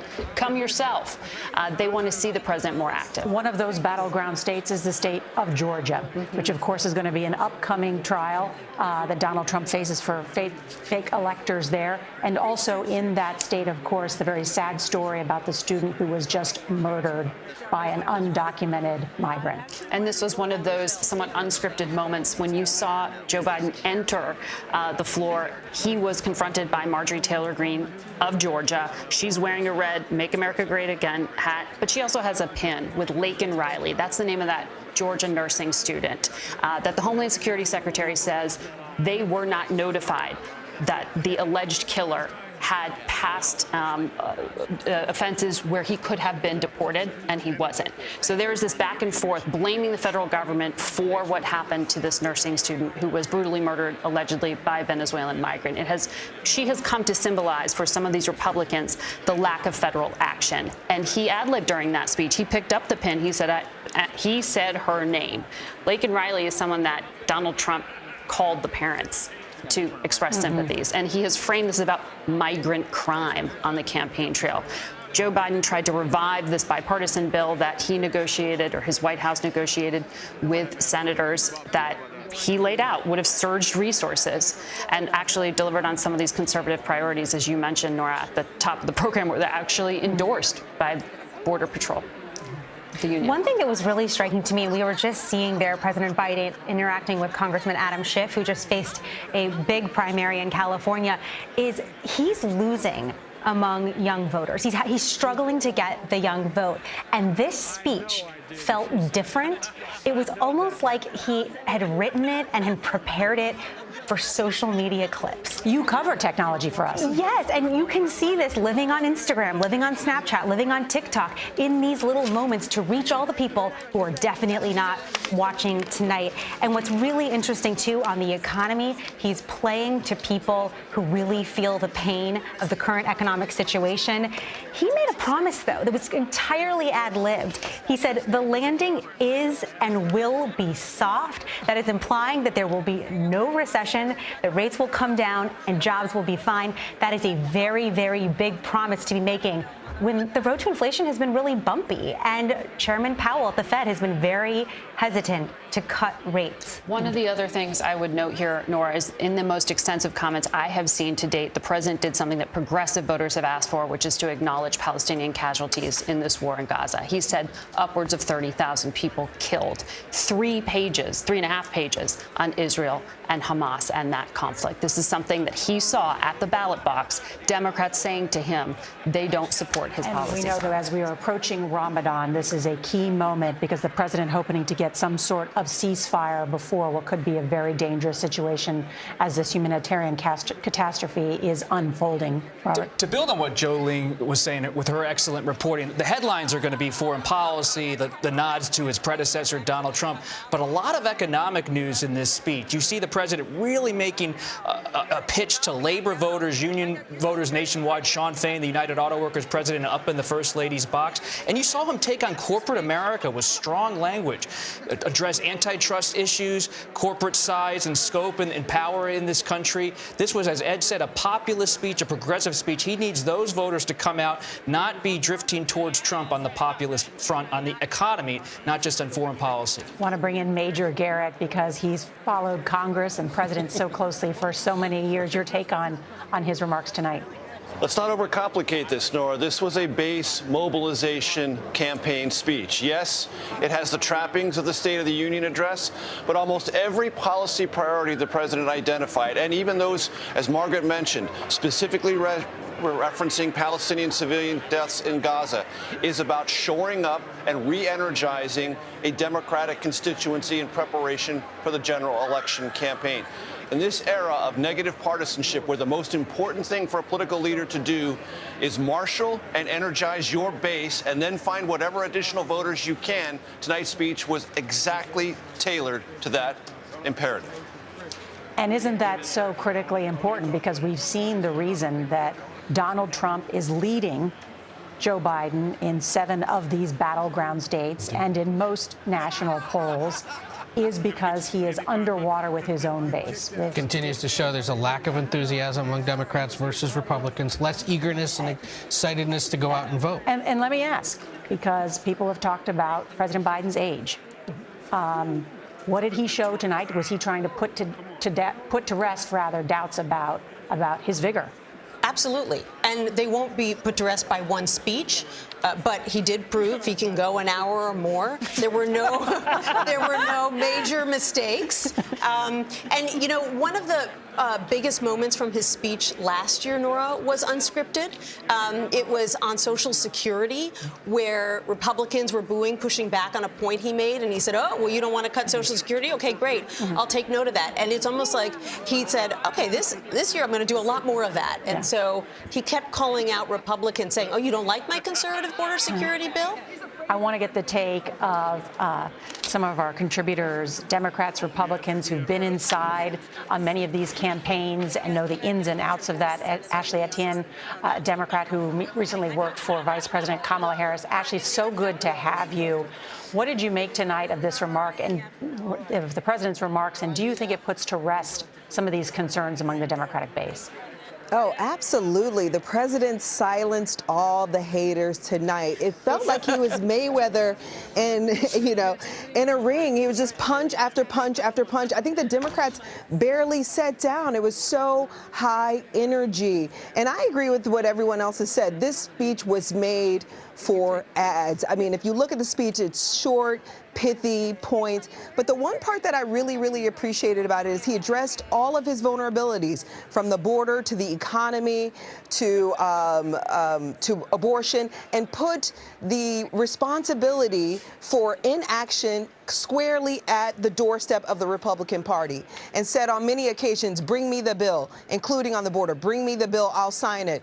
I'll take action to reinstate Roe versus Wade. So that's what I thought was so powerful about this speech. It was one of those speeches that I think not just is going to energize the base, but it's also targeted to those Nikki Haley voters that are trying to find a home. And I think they can find a home with all of these issues that the president laid out today. And you can see as the chamber is emptying, many of the Democrats remaining. And the president, he's still there at 10:45 at night. I want to bring in Terry Sullivan, our CBS News political contributor, who has worked for many Republican campaigns. And I want to ask you, Terry, because it was noteworthy to watch the House Speaker Mike Johnson for the first time there behind him, the times that he did stand up, the times that he didn't. Some of your colleagues, like Mike Murphy, have said, I never thought in my lifetime I would see a Republican House Speaker who won't stand and clap for stopping Russian military aggression into Europe. Your take? Yeah, look, it is, in the State of the Union, the president is king. He controls the room, and it is difficult to be anybody else, be it in that room or even, as we're about to see, the follow-up speech is a difficult thing to follow, a tough act. He's in control, and he had a lot of energy tonight, and it was tough to understand, was this a campaign rally? Or was this a State of the Union speech? So I think he took a lot of Republicans flat-footed. He certainly had the energy, but I'm not sure that it was traditional, as you said, Norah, at the beginning. This was a much more political speech than a normal State of the Union. He seemed to be even trolling a lot of the Republicans, looking to engage them in a dialogue in this more so than give a typical State of the Union speech. Terry Sullivan, right, bringing up that word trolling. That was sort of a remark we made as well. He was engaging with them on many different occasions. I want to go to Scott McFarland because he was actually in the room. He covers Congress for us. Scott, what did you see? Two different people removed during the course of this address, Norah, both in the upper levels. They were spectators, one screaming about the death of a U.S. service member. Another person just behind me yelled, "You lie," when the president was addressing issues involving the Middle East. But what strikes me most, if the president is back here next year, wins re-election, gives another State of the Union address, dozens of the people he was looking at on the floor will not. There's a retirement wave underway in Congress right now. By the dozens, people are calling it quits, leaving at the end of this year, frustrated by the gridlock and the toxicity of the politics in Washington. And I'll note something else, Norah. This is always an extraordinary day, the State of the Union Day in Congress. It kind of already was an extraordinary day in Congress. The phone lines were jammed by angry TikTok users. Congress today moved swiftly towards a bill that could lead to TikTok either divesting from its Chinese-based company or getting banned in America. That consumed this day before this historic address. Scott McFarland, thank you. All right, when we come back, Alabama Senator Katie Britt will have the Republican response to tonight's State of the Union.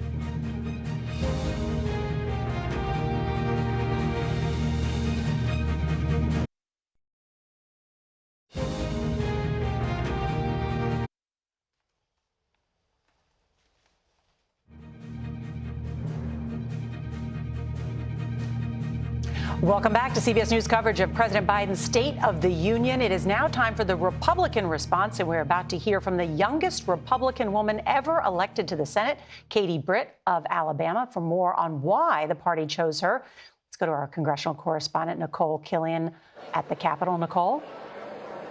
Well, Norah, Senator Katie Britt is considered a rising star within the Republican Party, and her name has even been tossed around as a potential vice presidential pick for former President Trump. At 42, as you mentioned, she is the youngest Republican woman in the U.S. Senate, the first female senator elected from the state of Alabama. She has 2 school-age children, and that is something she is likely to lean into in this speech, calling the Republican Party the party of parents and working families. You can also expect that she is going to draw a very sharp contrast with President Biden, depicting him as too old, out of pace, out of touch. In fact, according to excerpts, she will say our commander-in-chief is not in command and call him a dithering and diminished leader.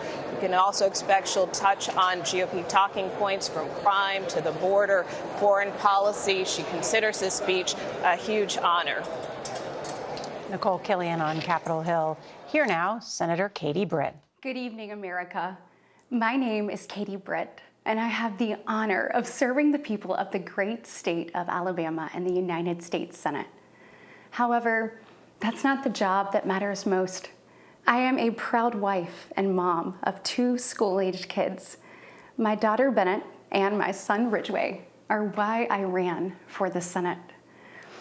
I'm worried about their future and the future of children in every corner of our nation.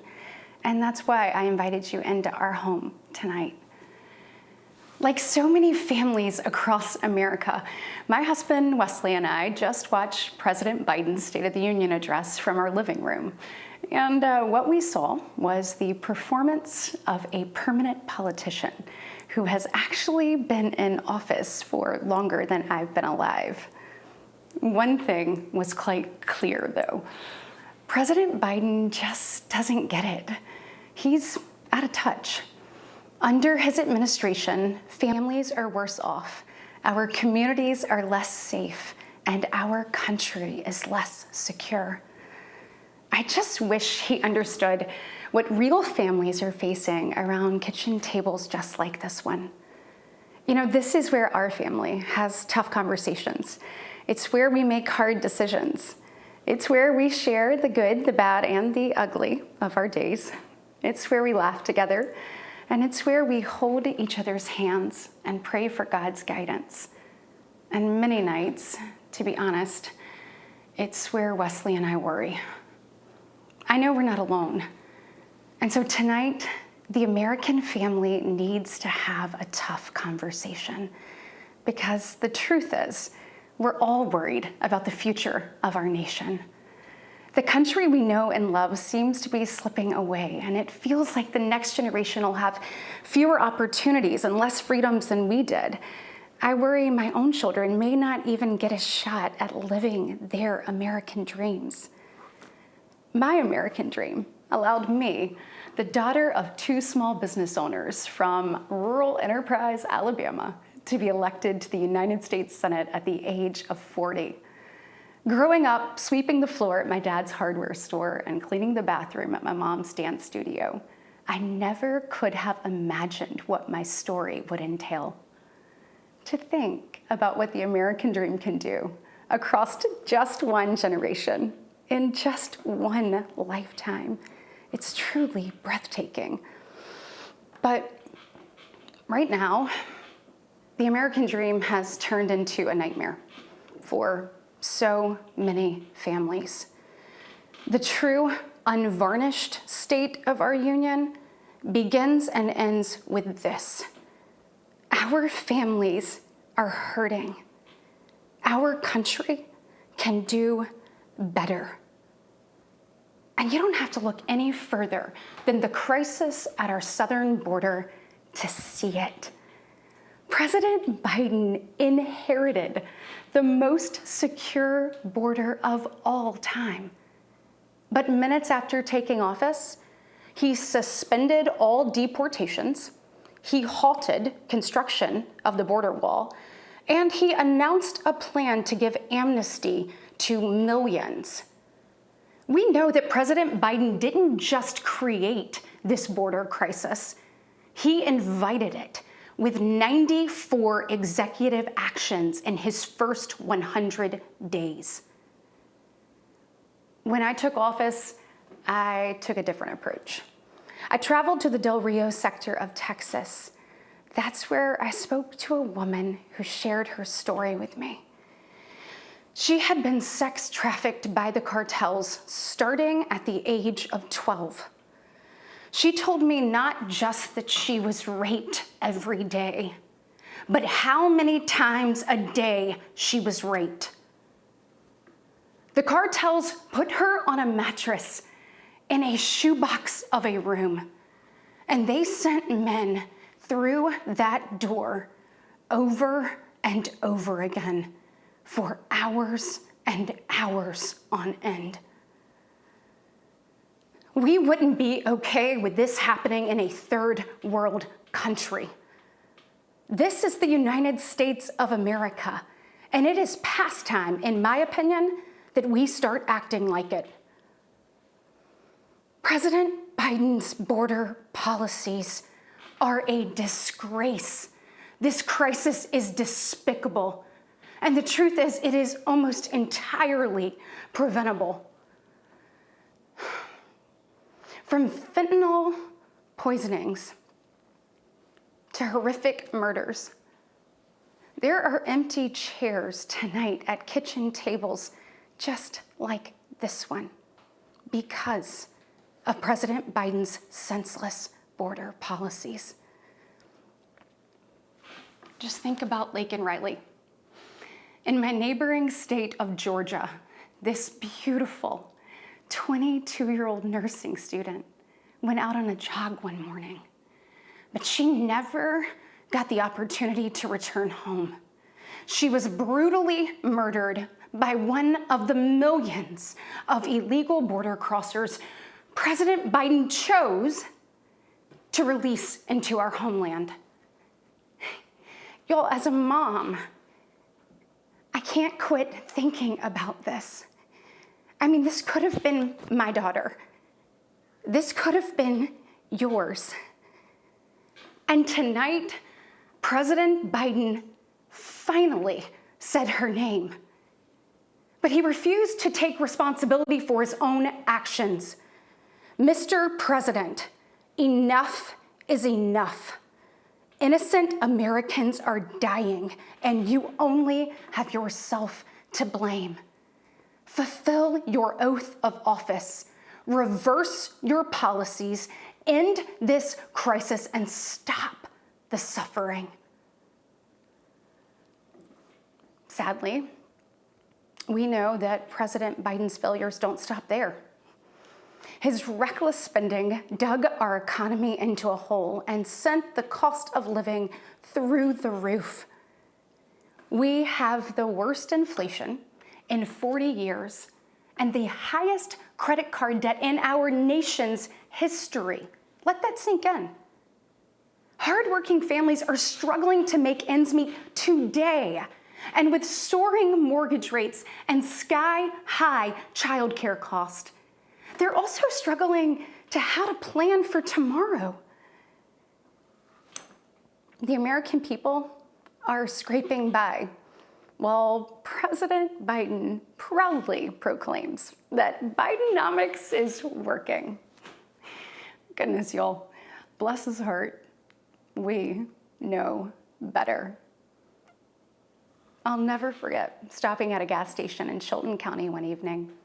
The gentleman working the counter told me that after retiring, he had to pick up a job in his 70s so that he didn't have to choose between going hungry or going without his medication.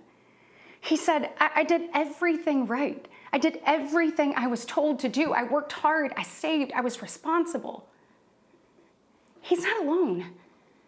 I hear similar concerns from fellow parents, whether I am walking with my friends or whether I'm at my kids' games. But let's be honest, it's been a minute since Joe Biden pumped gas ran a carpool, or even pushed a grocery cart. Meanwhile, the rest of us see our dollar and we know it doesn't go as far. We see it every day. And despite what he tells you, our communities are not safer. For years, the left has coddled criminals and defunded the police, all while letting repeat offenders walk free. The result is tragic, but foreseeable. From our small towns to America's most iconic city streets, life is getting more and more dangerous. And unfortunately, President Biden's weakness isn't just hurting families here at home. He is making us a punchline on the world stage. Look, where I'm from, your word is your bond. But for 3 years, the president has demonstrated that America's word doesn't mean what it used to. From abandoning our allies in his disastrous withdrawal from Afghanistan to desperately pushing another dangerous deal with Iran, President Biden has failed. We've become a nation in retreat, and the enemies of freedom, they see an opportunity. Putin's brutal aggression in Europe has put our allies on the brink. Iran's terrorist proxies have slaughtered Israeli, Jews, and American citizens. They've targeted commercial shipping, and they've attacked our troops nearly 200 times since October, killing 3 U.S. soldiers and 2 Navy SEALs. Meanwhile, the Chinese Communist Party is undercutting America's workers. China is buying up our farmland, spying on our military installations, and spreading propaganda through the likes of TikTok. You see, the CCP knows that if it conquers the minds of our next generation, it conquers America. And what does President Biden do? Well, he bans TikTok for government employees, but creates an account for his own campaign. Y'all, you can't make this stuff up. Look, we all recall when presidents faced national security threats with strength and resolve. That seems like ancient history. Right now, our commander-in-chief is not in command. The free world deserves better than a dithering and diminished leader. America deserves leaders who recognize that secure borders, stable prices, safe streets, and a strong defense are actually the cornerstones of a great nation. Just ask yourself, are you better off now than you were 3 years ago? There's no doubt we're at a crossroads, and it doesn't have to be this way. We all feel it. But here's the good news. We, the people, are still in the driver's seat. We get to decide whether our future will grow brighter or whether we'll settle for an America in decline. Well, I know which choice our children deserve, and I know the choice the Republican Party is fighting for. We are the party of hard-working parents and families, and we want to give you and your children the opportunities to thrive. And we want families to grow. It's why we strongly support continued nationwide access to in vitro fertilization. We want to help loving moms and dads bring precious life into this world. Wesley and I believe there is no greater blessing in life than our children. And that's why tonight I want to make a direct appeal to the parents out there, and in particular to my fellow moms, many of whom I know will be up tossing and turning at 2 a.m., wondering how you're going to be in 3 places at once and then somehow still get dinner on the table. First of all, we see you, we hear you, and we stand with you. I know you're frustrated. I know you're probably disgusted by most of what you see going on in Washington, and I'll be really honest with you, you're not wrong for feeling that way. Look, I get it. The task in front of us isn't an easy one, but I can promise you one thing. It is worth it. So I am asking you, for the sake of your kids and your grandkids, get into the arena. Every generation has been called to do hard things. American greatness rests in the fact that we always answer that call. It's who we are. Never forget, we are steeped in the blood of patriots who overthrew the most powerful empire in the world. We walk in the footsteps of pioneers who tamed the wild. We now carry forward the same flame of freedom as the liberators of an oppressed Europe. We continue to draw courage from those who bent the moral arc of the universe.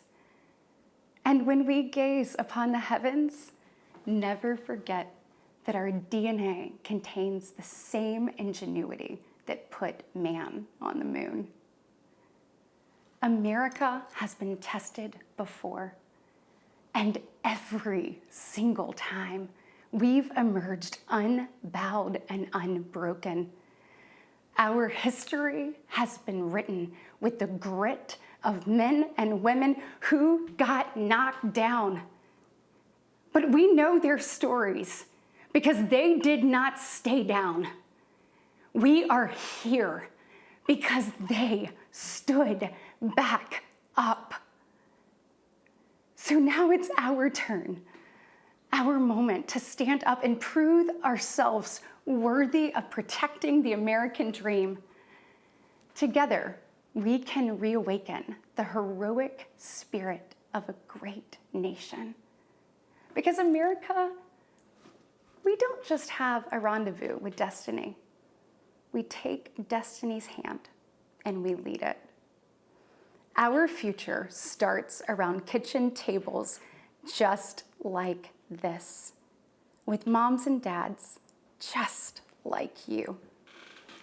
And you are why I believe with every fiber of my being that despite the current state of our union, our best days are still ahead.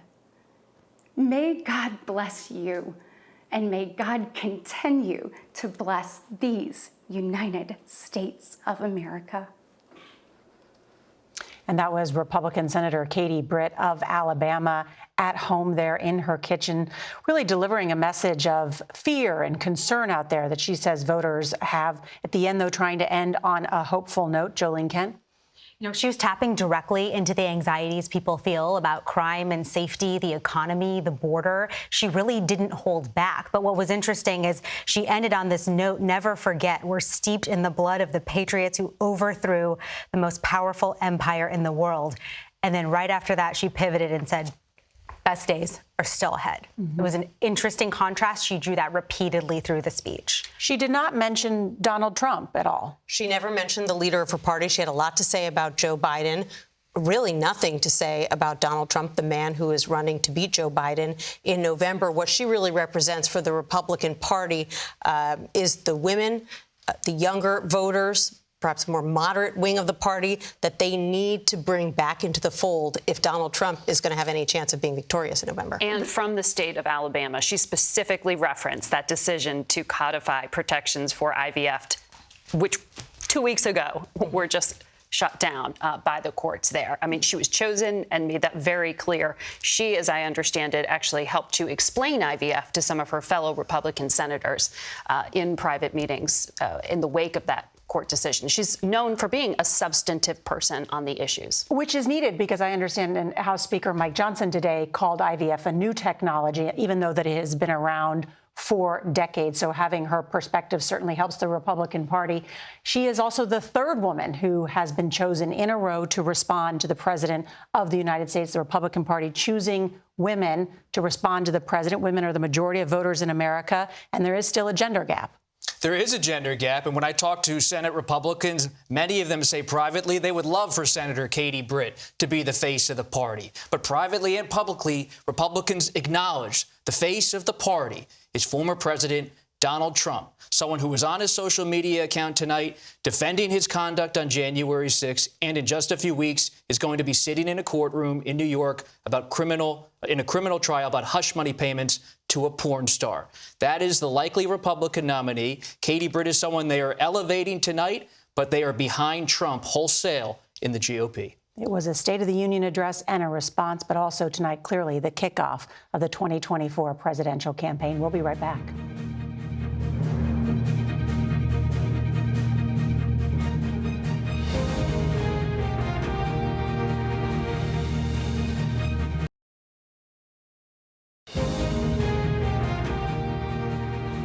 Welcome back. I want to thank our incredible team here at CBS News. Our coverage of the State of the Union will continue on CBS News Streaming, your late local news, and then tomorrow on CBS Mornings.